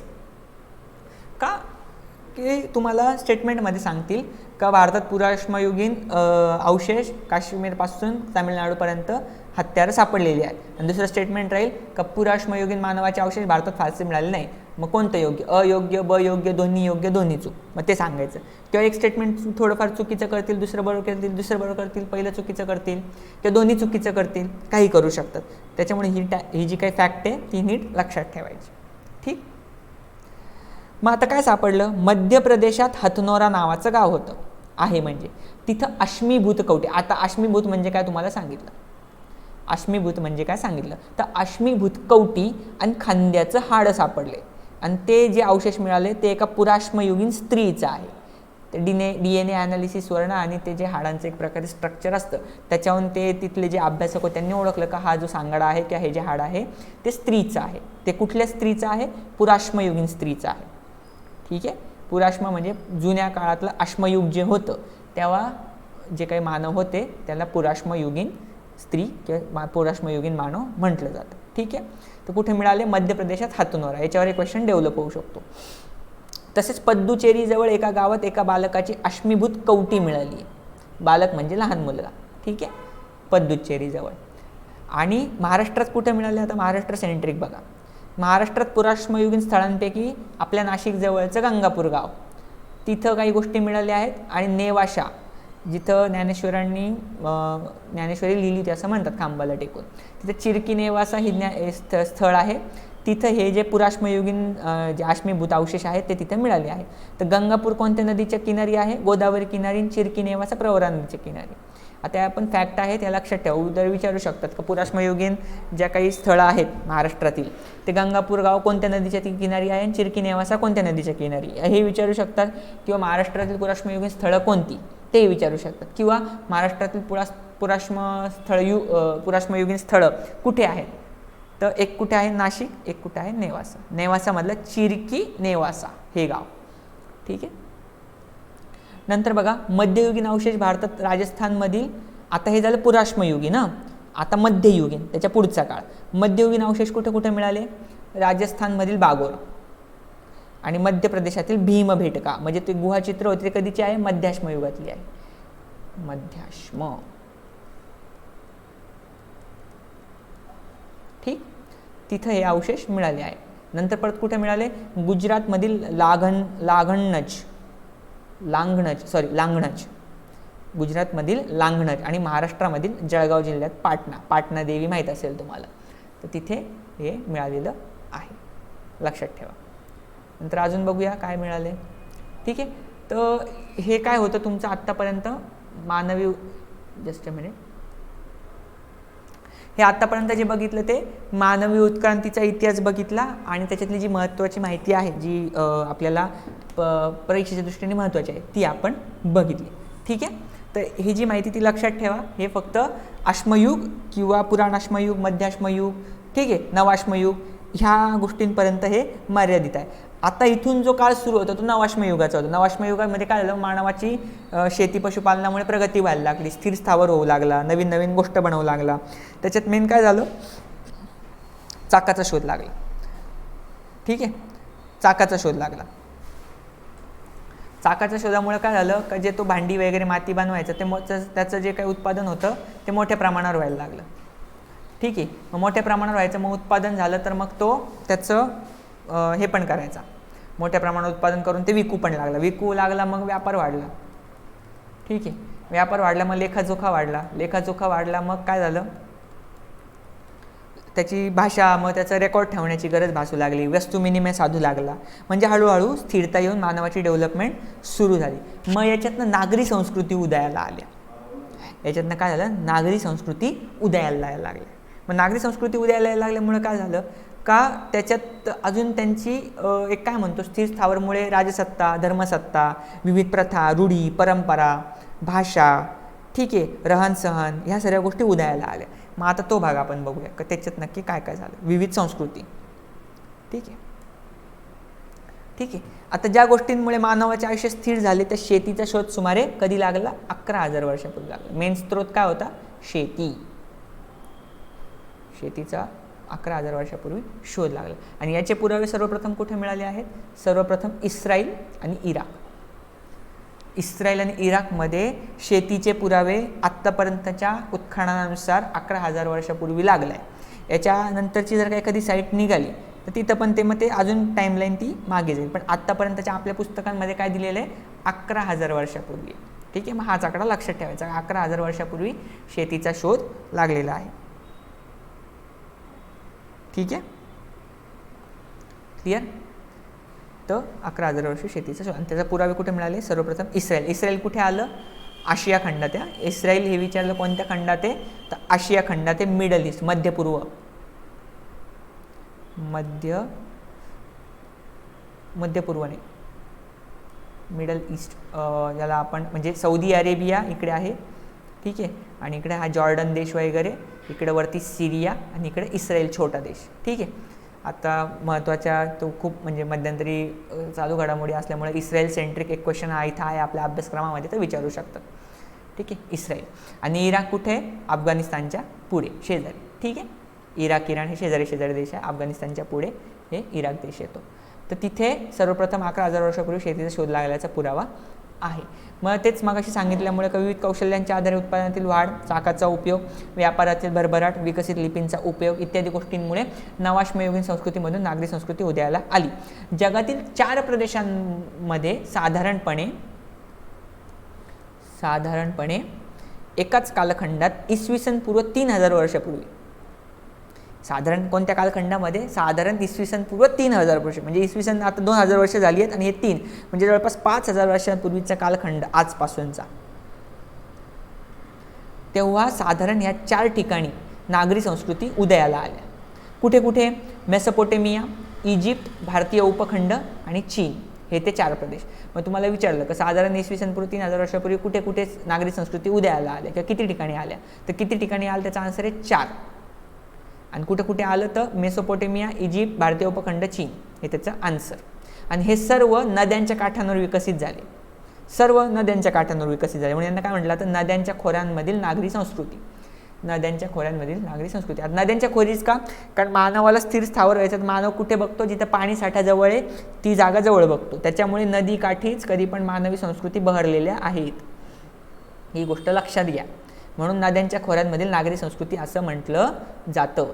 म्हणजे शेती आणि शेतीनंतर तुमचं काय आलं, त्याच्यानुसार शेतीला लागणारं पाणी किंवा दैनंदिन जीवनासाठी लागणारं पाणी, शेती आणि पाणी या दोघांचा मिलाप जिथे जिथे झाला तिथे तिथे नागरी संस्कृती उदयाला आली आहे.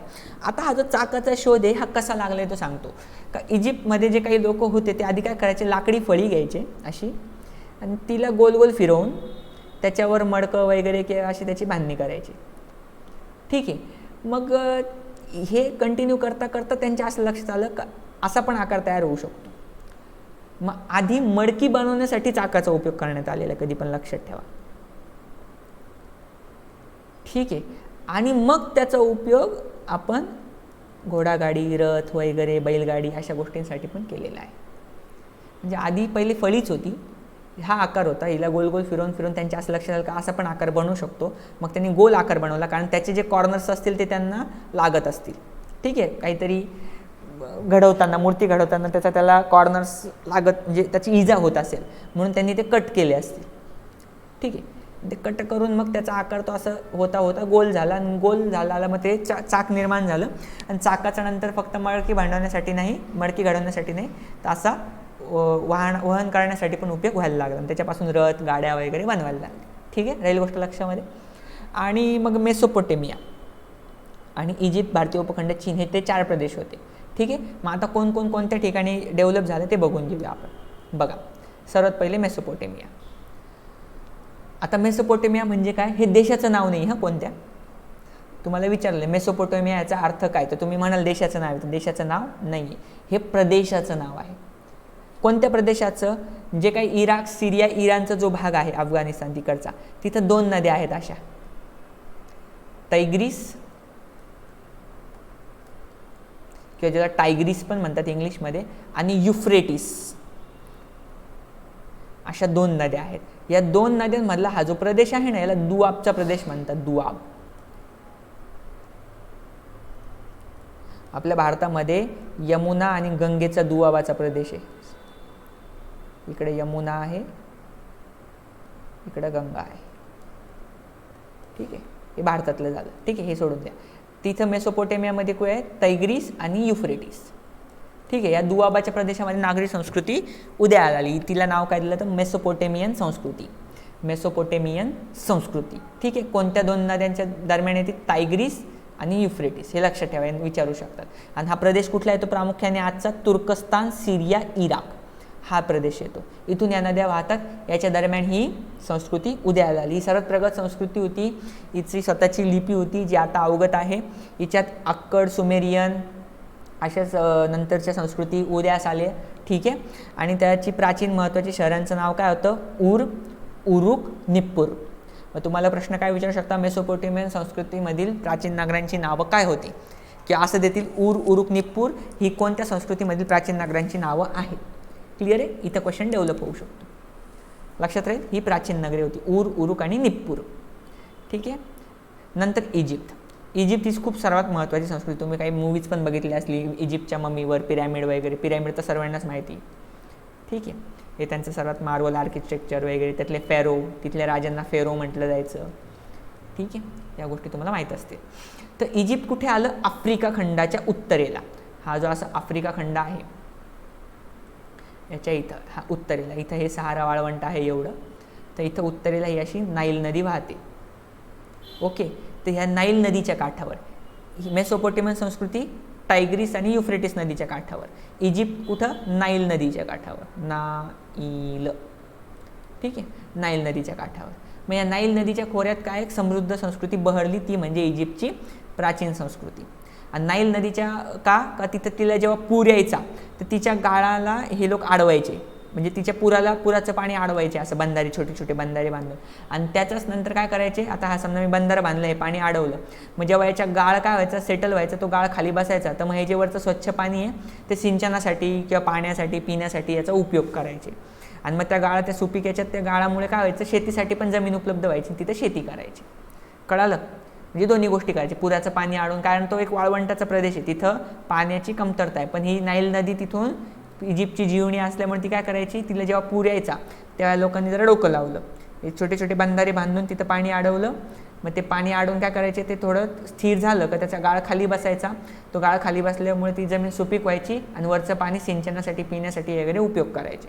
ठीक आहे. इथल्या राजांना फेरो वगैरे म्हणतात. तिथं पिरॅमिड वगैरे आहेत. ह्या गोष्टी तुम्हाला माहिती आहेत. पण ज्या आपल्या परीक्षेच्या दृष्टीने महत्त्वाच्या आहेत ती ह्या गोष्टी. क्लिअर आहे. नंतर कोणती संस्कृती आहे? चीन. चीनची संस्कृती. तर चीनची जी संस्कृती आहे ती कोणत्या नदीच्या काठी बहरली? होयांग. होयांग नदीच्या काठी ती बहरली. इथे नागरी संस्कृतीचा विकास झाला. आता कसं झालं का चीनी परंपरा, चीनी जे काही लोककथा, स्टोरीज, लिखित वाङ्मय असेल त्याच्यानुसार काय कळतं का हुआंगदी नावाचा एक राजा होऊन गेला. हुआंगदी ह्या राजाने शेती, पशुपालन, चाकांची वाहने, नौका, वस्त्रे इत्यादीची सुरुवात केली. म्हणजे जवळपास सर्व डेव्हलपमेंट कोणामुळे झाली? या राजामुळे झाली. का त्यांनी लोकांना शेती करायला शिकवलं, की शेतीची टेक्निक शोधून काढली त्या तिकडं. पशुपालन झालं, चाकांची वाहनं बनवायला सुरुवात केली, नौका बनवल्या, वस्त्रे बनवले. कोणी सुरुवात केली? ह्या हुआंगदी राजाने. मग तुम्हाला विचारलं चीनी संस्कृतीमध्ये कोणामुळे विकास झाला किंवा कोणी याचा शोध लावला? तर हुआंगदी राजा, हे तुमचा आन्सर पाहिजे. आणि त्याची जी राणी होती तिने रेशीम उत्पादनाची टेक्निक शोधून काढली. का रेशीमचं उत्पादन कसं घ्यायचं? किड्यांपासून. आणि नंतर फक्त उत्पादन त्याचे रेशीम व्हाईट कलरचे असणार, त्याला कलर पण कसा द्यायचा, ते रंगवायचं पण कसं, याचं टेक्नॉलॉजी, याचं तंत्रज्ञान शोधून काढलं. ठीक आहे. हे कोणी केलं? त्याच्या राणीने. त्याच्या राणीचं नाव काय आपल्या सिलेबसमध्ये डिफाईन नाही, पण विचारलं ते सांगता आलं पाहिजे. ठीक आहे. ह्या गोष्टी चीनच्या संस्कृतीमध्ये उदयाला आल्या. आणि त्याची प्राचीन शहरे कोणती महत्त्वाची? लोयांग, बीजिंग, चांगान ही महत्त्वाची प्राचीन शहरे चीनमधली. ठीक आहे. क्लिअर आहे. ठीक आहे. राहील लक्षात तो. म्हणजे नंतर पुढे जाऊया. मग अशीच एक भारतीय उपखंडात संस्कृती जन्माला आली. तिचं नाव काय? हडप्पा संस्कृती. तिचं नाव काय? हडप्पा संस्कृती किंवा सिंधू संस्कृती. सिंधू संस्कृती का? सिंधू संस्कृती का? कारण सिंधू नदीच्या काठी सर्वात पहिले ती उदयाला किंवा तिचं सर्वात पहिले एक्सकॅव्हेशन झालं. क्लिअर आहे. राहील लक्षामध्ये. अरे ठीक आहे, हे होत नाही आहे. ओके. हां, इसवी सन 1921 पंजाबमधील रावी नदी, हे रावी नदी, रावी नदीच्या काठी काय होतं, हडप्पा येथे उत्खनन झालं, जे आजच्या पाकिस्तानात आहे. तिथं प्रथम उत्खनन सुरू झालं, म्हणून या संस्कृतीला पहिले हडप्पा संस्कृती म्हणतात. आता म्हणजे इतिहासाचे काही नॉर्म्स आहेत इतिहासात साधने, का जी गोष्ट पहिले जिथे सापडली तिच्या नावाने त्या गोष्टीचं आपल्याला काय दिलं जातं, नाव दिलं जातं. तसेच तिला काय म्हटलं जातं, सिंधू संस्कृतीसुद्धा म्हटलं जातं, कारण सिंधू नदीच्या काठी ती सापडली म्हणून. ठीक आहे, कधी 1921 साली. आज कुठे आहे ते, पाकिस्तानमध्ये आहे. क्लिअर आहे. त्यानंतर हडप्पाच्या दक्षिणेला तसंच 650 किलोमीटर जे उत्खनन झालं, जे मोहनजोदडोमध्ये झालं. ठीक आहे, जिथं सेम प्रकारचं, जिथं हे हडप्पामध्ये ज्या गोष्टी सापडल्या त्याच कुठे सापडल्या, हडप्पाच्या दक्षिणेला 650 किलोमीटर मोहनजोदडो येथे सापडल्या. आणि अशाच आता हे मोहनजोदडो आणि हडप्पा आज कुठे आहेत, पाकिस्तानमध्ये. जेव्हा भारताची फाळणी झाली, या 2 साईट कुठे गेल्या, पाकिस्तानमध्ये गेल्या. आणि मग भारतात कोणत्या कोणत्या साईट आहेत, धोलविरा, लोथल, कालीबंगन, दायमाबाद. दायमाबाद आपल्या महाराष्ट्रामध्ये आहे. ठीक आहे, इथे पण सेम अवशेष मिळाले. कोणते सेम अवशेष मिळाले, नगररचना, म्हणजे तिथे नगररचना सारखी होती, रस्ते, घरबांधणी, सांडपाण्याची व्यवस्था, मुद्रा, भांडी, खेळणी, मृतदेह पुरण्याची पद्धत, ह्यासारख्या गोष्टी ह्या सर्व ठिकाणी काय मिळाल्या, सारख्या मिळाल्या. म्हणून या संस्कृतीला काय म्हटलं गेलं, सिंधू संस्कृती किंवा हडप्पा संस्कृती म्हटलं गेलं. ओके. मग आता इतर संस्कृतीची वैशिष्ट्य, नगररचना म्हणजे काय, का तिथली जी काही शहरं सापडली, मोठी मोठी शहरं, ते एक तर विभागात विभागलेली होती, 3 का 2 विभागात. त्यांना प्रत्येकाला तटबंदी असायची. आणि जी काही घरं होती ती अशी ग्रीड सिस्टीम, म्हणजे आपण काटकोन त्रिकोणात म्हणतो, म्हणजे हे असे रस्ते मधोमध जायचे. ठीक आहे, आणि अशा कॉलनीज राहायच्या मधून. ठीक आहे, असा चौक राहायचा. आणि ही जी काही जागा असली तर घरं बांधली जायची. ठीक आहे, परत दाखवतो. समजा असा हा एक आहे, तर हे असे काटकोणात असे रस्ते एकत्र यायचे. ठीक आहे, आणि ही जी काही रिकामी जागा इथं घरं बांधली जायची. याला मग ते काय म्हणतो, मुद्देसूद एक प्लॅनिंगनी घर बांधणं किंवा नगररचना करणं, हे त्यावेळच्या लोकांची प्रगतीची ही खूण आहे. रस्ते काटकोणात मिळतात, घरं ही भाजक्या विटांची होती. ठीक आहे, नंतर त्याच्या भोवती खोल्या होत्या ह्या काटकोणाच्या भोवती. नंतर हे जे घरं असायचे त्यांच्या आवारात विहिरी असायच्या, स्नानगृह असायचे आणि शौचालय असायचे. त्यांचं जे काही सांडपाण्याची व्यवस्था होती, भाजक्या मातीला पन्हाळ्या बनवायचे आणि त्या पन्हाळ्यांवर त्या पन्हाळ्यांथ्रू हे सांडपाणी शहराच्या बाहेर सोडलं जायचं. गटार व्यवस्था प्रॉपर होती, त्याच्यावर असं झाकणं ठेवली जायची दगडांची आणि विटांची, जेणेकरून ते सांडपाण्याचं वास किंवा दुर्गंधी पसरू नये, रोगराई पसरू नये. म्हणजे ते सार्वजनिक स्वच्छतेच्या बाबतीत किती प्रगत होते हे दिसतं आपल्याला. ठीक आहे, हे हडप्पा संस्कृतीचं वैशिष्ट्य, सार्वजनिक स्वच्छता, हे हडप्पा संस्कृतीचं वैशिष्ट्य आहे. नंतर नगराला काय केले, 2 किंवा अधिक विभागांमध्ये डिव्हाइड केलेलं होतं. म्हणजे जे काही एक राजे लोक किंवा जो मोठा वर्ग असेल, श्रीमंत वर्ग, तो एका भागात राहील. बाकीच्या भागात कामगार वर्ग किंवा जे काही कष्टकरी लोक शेती वगैरे करणार ते दुसऱ्या भागात राहतील. मग ते त्याला प्रत्येकाला तटबंदी असायची, इकडून तिकडे जाता येऊ नये, दरवाजा असावा फक्त येण्या जाण्यासाठी एकच. तर अशी ती पद्धत त्यांनी तिथं केली होती. ठीक आहे, नंतर ह्या संस्कृतीच्या मुद्रा होत्या. हे मृदा झाले, ते मुद्रा पाहिजे. मुद्रा होत्या. त्या मुद्रा कोणत्या आकाराच्या होत्या, चौरस आकाराच्या. शक्यतो आता तर आपल्याला गोल आकाराच्या किंवा आयत आकाराच्या आपल्याला मुद्रा माहिती आहे, पण या संस्कृतीच्या मुद्रा कोणत्या आकारात होत्या, चौकोन, चौरस आकाराच्या होत्या. ठीक आहे, त्या कसल्या बनल्या होत्या, तर स्टिएटाईट नावाच्या दगडापासून. स्टिएटाईट नावाची माती आहे, ती भाजून दगड बनवली जायची, तिच्यावर ह्या मुद्रा बनवल्या जायच्या. आणि ह्या मुद्रांवर कोणते कोणते प्राणी होते, बैल, म्हैस, हत्ती, गेंडा आणि वाघ यांच्यासारखे खरे प्राणी. आणि एक शृंगी बैल नावाचं, ज्याला एक शिंग म्हणतो ना आपण, एक शिंगी गेंडा टाईप किंवा बैला टाईप जो काय कल्पित प्राणी, युनिकॉर्न टाईप, तर असे जे प्राणी होते कल्पित प्राणी, हे सुद्धा त्या मुद्रांवर कोरलेले होते त्यांनी. आणि त्याच्यावर एक त्यांची लिपी पण होती, सांकेतिक भाषा, जी अजून वाचता आलेली नाही. तिचं वाचन करण्याचं काम चालू आहे का बाबा, ही शोध करणं चालू आहे का, ही कोणत्या लिपीत लिहिली गेलेली. ठीक आहे, चित्रलिपी होती, तर तिचं शोधायचं काम चालू आहे. पण त्या ज्या मुद्रा दिसतात त्याच्यावर लिपी आणि हे असे प्राणी दिसतात. आणि काही मानवांच्या कृती पण आहेत. ठीक आहे, पण त्याच्यावर कोणते कोणते प्राणी आहे, बैल, म्हैस, हत्ती, गेंडा, वाघ. आणि कल्पित प्राणी कोणता, एकशृंगी गेंडा टाईप. ठीक आहे, हे लक्षात राहू, याच्यावर क्वेश्चन डेव्हलप होऊ शकतो. नंतर भांडी जी बनवली जातात, ती भांडी लाल कलरच्या पृष्ठभागावर काळ्या रंगाने नक्षी काढलेली भांडी आहेत. त्याच्यावर कोणते नक्षीकाम केले, माशांचे खवले काढले आहेत, एकमेकात गुंतलेली वर्तुळे काढली आहेत, पिंपळ पान काढलेले, अशी वेगवेगळी प्रतीके त्याच्यावर काढलेली आहेत. ठीक आहे, म्हणजे हे लाल मडक्याचं भांडं आणि त्याच्यावर असं वेगवेगळं नक्षीकाम, हे त्यावेळेचं वैशिष्ट्य आहे त्या संस्कृतीचं. ठीक, नेक्स्ट काय केलं आहे, मोहनजोदडो येथे प्रशस्त स्नानगृह सापडले, खूप मोठं स्नानगृह, ज्याची खोली काय आहे 2.5 मीटर लांब खोली आहे. म्हणजे समजा हे स्नानगृह असेल, ठीक आहे, तर त्याची खोली किती आहे 2.5 मीटर खोल, लांब किती आहे 12 मीटर आणि रुंद किती आहे 7 मीटर. हे विचारू शकतात, लक्षात राहू द्या. ठीक आहे. तसेच त्याच्यात उतरण्याची सोय होती आणि पाणी बदलण्याची पण सोय होती आणि त्याचं बांधकाम पक्क्या विटांनी केलं होतं, पाणी झिरपून जाऊ नये म्हणून. ठीक आहे, हे होतं त्याच्यामध्ये. नेक्स्ट, हे लोक काय करायचे, शेती पण करायचे, व्यापार पण करायचे. आता शेती करायचे तर याचा पुरावा कुठे सापडला आहे, कालीबंगन येथे नांगरलेल्या शेतीचा पुरावा सापडला. तुम्हाला विचारलं हडप्पा संस्कृतीत नांगरलेल्या शेतीचा किंवा शेतीचा पुरावा कुठे सापडला आहे, तर कालीबंगन येथे सापडलेला आहे. ठीक आहे. नंतर कोणते कोणते पिकं घ्यायचे हे, तर गहू, सातू म्हणजेच बार्ली ही मुख्य पिके होती. तसंच नाचणी, वाटाणा, तीळ, मसूर हे पण पिकं तेव्हा घेतली जायची. ह्या लोकांना कापूस पण माहीत होता आणि तो उच्च दर्जाचा कापूस माहीत होता, लांब धाग्याचा, ज्याची निर्यात ते करायचे. निर्यात कोणाला करायचे, मेसोपोटेमिया आणि इजिप्त, इथे यांचा व्यापार चालायचा. ठीक आहे, लक्षात ठेवा. बघा इथे दिलेलं आहे की लोक भारताबाहेर व्यापार करत चांगल्या दर्जाचा कापूस पश्चिम एशिया, दक्षिण युरोप, इजिप्त येथे निर्यात होत असे. इजिप्तला मलमलचे कापडसुद्धा हडप्पाचे व्यापारी पुरवत होते. याचे काही इन्सिडन्स सापडले असतील किंवा पुरावे सापडले असतील, त्याच्यावरनं ह्या गोष्टी कळालेल्या आहेत. ठीक आहे.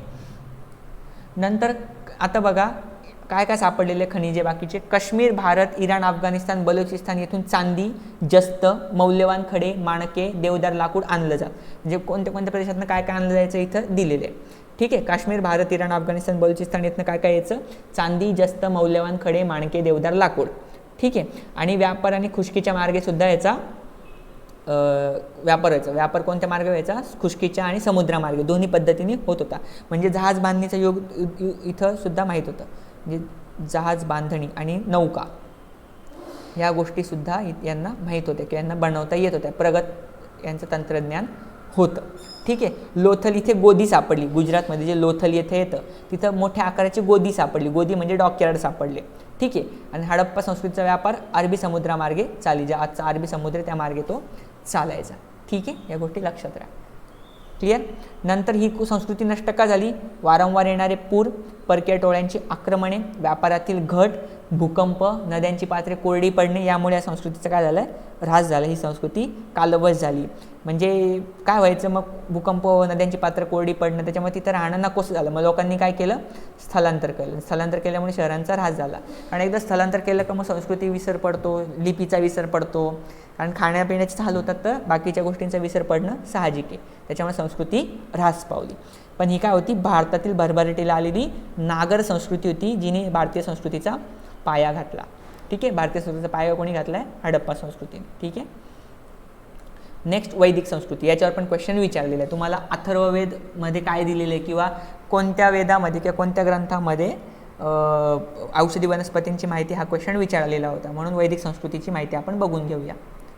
ठीक आहे. वैदिक संस्कृती म्हणजे काय, वेद वाङ्मयावर आधारित संस्कृती म्हणजे वैदिक संस्कृती. हे आपलं सर्वाधिक प्राचीन साहित्य मानलं जातं. ठीक आहे. आपलं म्हणजे जगाचं पण मानलं जातं. याची निर्मिती अनेक ऋषींनी आणि स्त्रिया, याच्यातील काही सुक्ते स्त्रियांना स्फुरलेली आहे.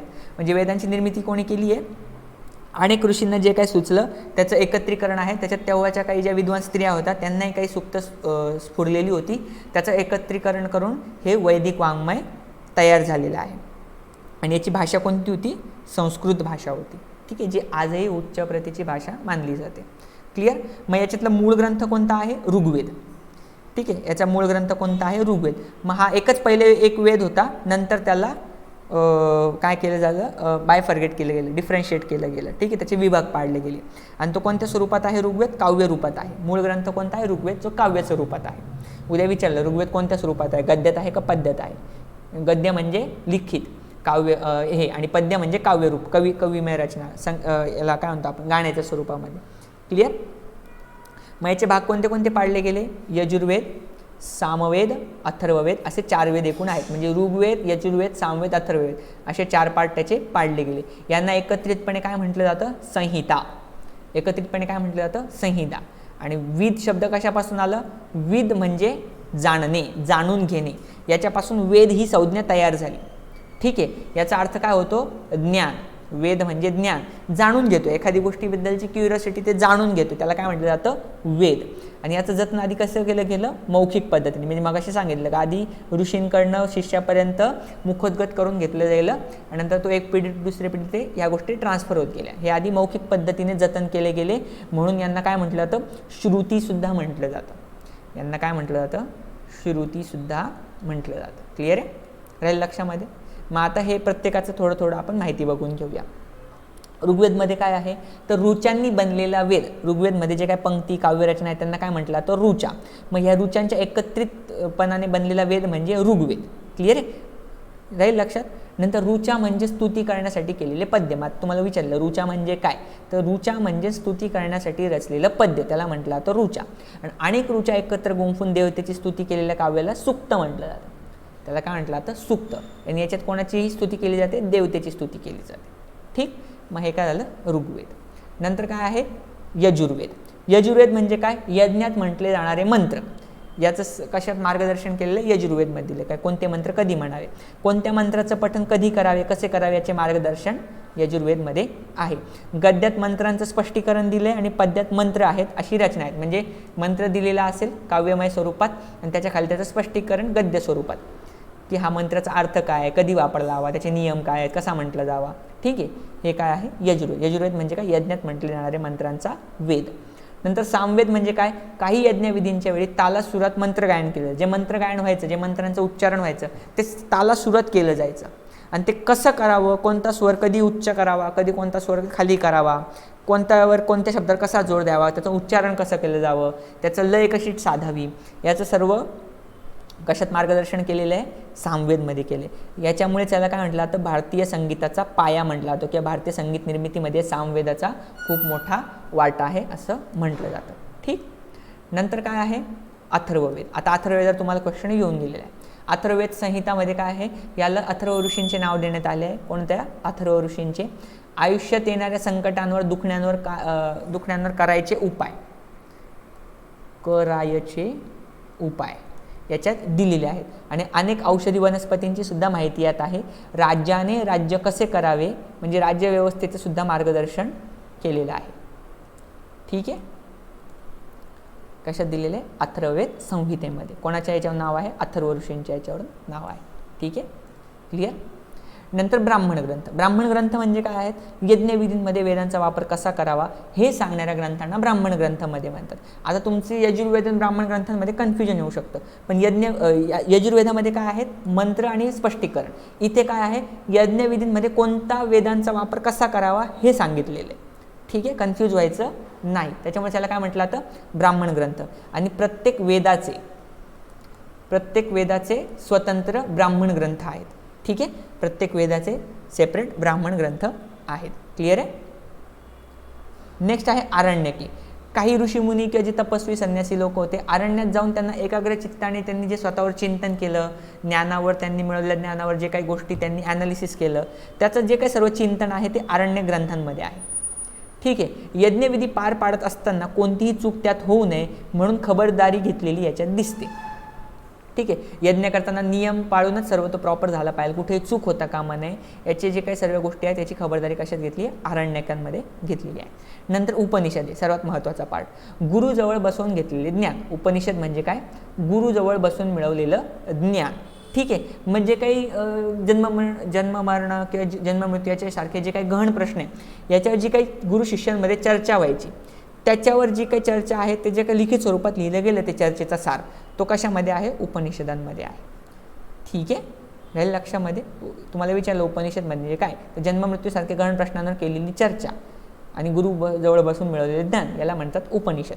ठीक, हे सर्व ग्रंथ रचण्यास सुमारे 1500 वर्षांचा कालावधी जावा लागला. ठीक आहे, हे सर्व रचण्याला किती वर्ष लागले, 1500 वर्ष. क्लिअर.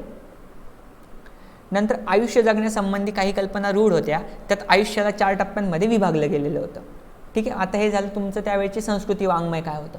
नंतर त्यावेळी लोक कसे जगत होते, आता याचं भरपूर एक आहे, पण स्टडी जे आपल्याला एक्झामच्या दृष्टीने महत्त्वाचं आहे. त्या आयुष्य जगण्यासंबंधी जे काही नियम होते त्याच्यात 4 टप्प्यांमध्ये विभागलं होतं. त्याला 4 आश्रम म्हटलं जातं. त्यातलं पहिला आश्रम आहे ब्रह्मचर्य आश्रम. लहानपणापासून जन्माला आल्यापासून एका स्पेसिफिक वयापर्यंत ब्रह्मचर्य आश्रम, गुरुजवळ बसून ज्ञान घ्यायचं. ठीक आहे. नंतर एका स्पेसिफिक वयानंतर गृहस्थाश्रम म्हणजे लग्न वगैरे करून संसार करायचा. ठीक आहे. नंतर तिसरं आहे वानप्रस्थाश्रम. एका स्पेसिफिक वयानंतर तुमच्या सांसारिक गोष्टीच्या तुम्ही जबाबदाऱ्या पाळल्या, त्या संपल्या, तर मग वनात निघून जाऊन देवाचं नामस्मरण करायचं. आणि शेवटी संन्याश्रम. संन्याश्रम म्हणजे सर्व दुःखसुखांचा त्याग करून संन्यास घ्यायचा, याला म्हटलं तर संन्याश्रम. हे 4 प्रस्थांमध्ये विचारले. तुम्हाला विचारू शकतात का वैदिक काळात जे 4 आश्रम होते त्याच्यापैकी तिसरा आश्रम कोणता, पहिला आश्रम कोणता, ही सिक्वेन्स आहे, हे लक्षात ठेवायचं. नंतर वेदकालामध्ये काय केलं जायचं, निसर्गातील सूर्य, वारा, पाऊस, वीज, वादळ या नद्या यांच्यासारख्या निसर्ग शक्तींना देवता रूप दिलं गेलेलं होतं. ठीक आहे. नंतर राज्यव्यवस्था किंवा स्थानिक व्यवस्था कशी होती, घराच्या जो काही मेन होता त्याला गृहपती म्हटलं जायचं. नंतर गावाचा जो मुख्य होता त्याला ग्रामपती म्हटलं जायचं, किंवा ग्रामणी म्हटलं जायचं. आणि अशा अनेक गावं मिळून जो एक खेड तयार व्हायचं, एक मोठं हे तयार व्हायचं, त्याला विष म्हटलं जायचं, त्याला विषपती म्हटलं जायचं. ठीक आहे. तर ह्या सर्व गोष्टी तुमच्या ह्या वैदिक काळामध्ये येतील. तर याच्यासाठी तुम्हाला पुस्तकं कोणती वाचायची आहे, 5वीचं आपण कसे घडलो, याच्यात तुम्हाला ह्या काही माहिती मिळेल. आणि 6वीचं पुस्तक प्राचीन इतिहासाचं, ज्याच्यात तुम्हाला हडप्पा आणि वैदिक संस्कृती मिळेल. त्याच्यात पुढचे राजेराजवाडे पण आहे, मगध संस्कृती वगैरे, पण ती काही एवढी महत्त्वाची नाही, कारण त्याच्यावर आत्तापर्यंत काही क्वेश्चन विचारलेला नाही आहे. सातवाहनचा क्वेश्चन विचारला होता, पण तो आपल्याला शिवजन्मपूर्वीच्या महाराष्ट्रामध्ये तो होऊन जातो कवर. तर कारण तो महाराष्ट्र रिलेटेड आहे. सातवाहन राजे कसे महाराष्ट्रात होऊन गेले होते, त्याच्यामुळे शिवजन्मीचा पूर्वीचा जो महाराष्ट्र होता मध्ययुगीन इतिहास, त्याच्यामध्ये तुम्हाला येऊ शकतं. ठीक आहे. तर हे तुम्ही जर का 5वीचं आणि 6वीचं प्रॉपर पुस्तक केलं तर तुम्हाला या गोष्टी कळून येतील. ठीक आहे. तर आजचं लेक्चर आपण इथे थांबूयात. ठीक आहे. तर असंच पुढचा एक व्हिडिओ घेऊन TETच्या एक्झामसाठी आपण पुन्हा एकदा भेटूया. तोपर्यंत धन्यवाद. होप्स तुम्हाला हा व्हिडिओ आवडला असेल. ठीक आहे. अशाच नवीन माहितीसाठी परमचं चॅनल सबस्क्राईब करा, लाईक करा आणि शेअर करा. थँक्यू. धन्यवाद.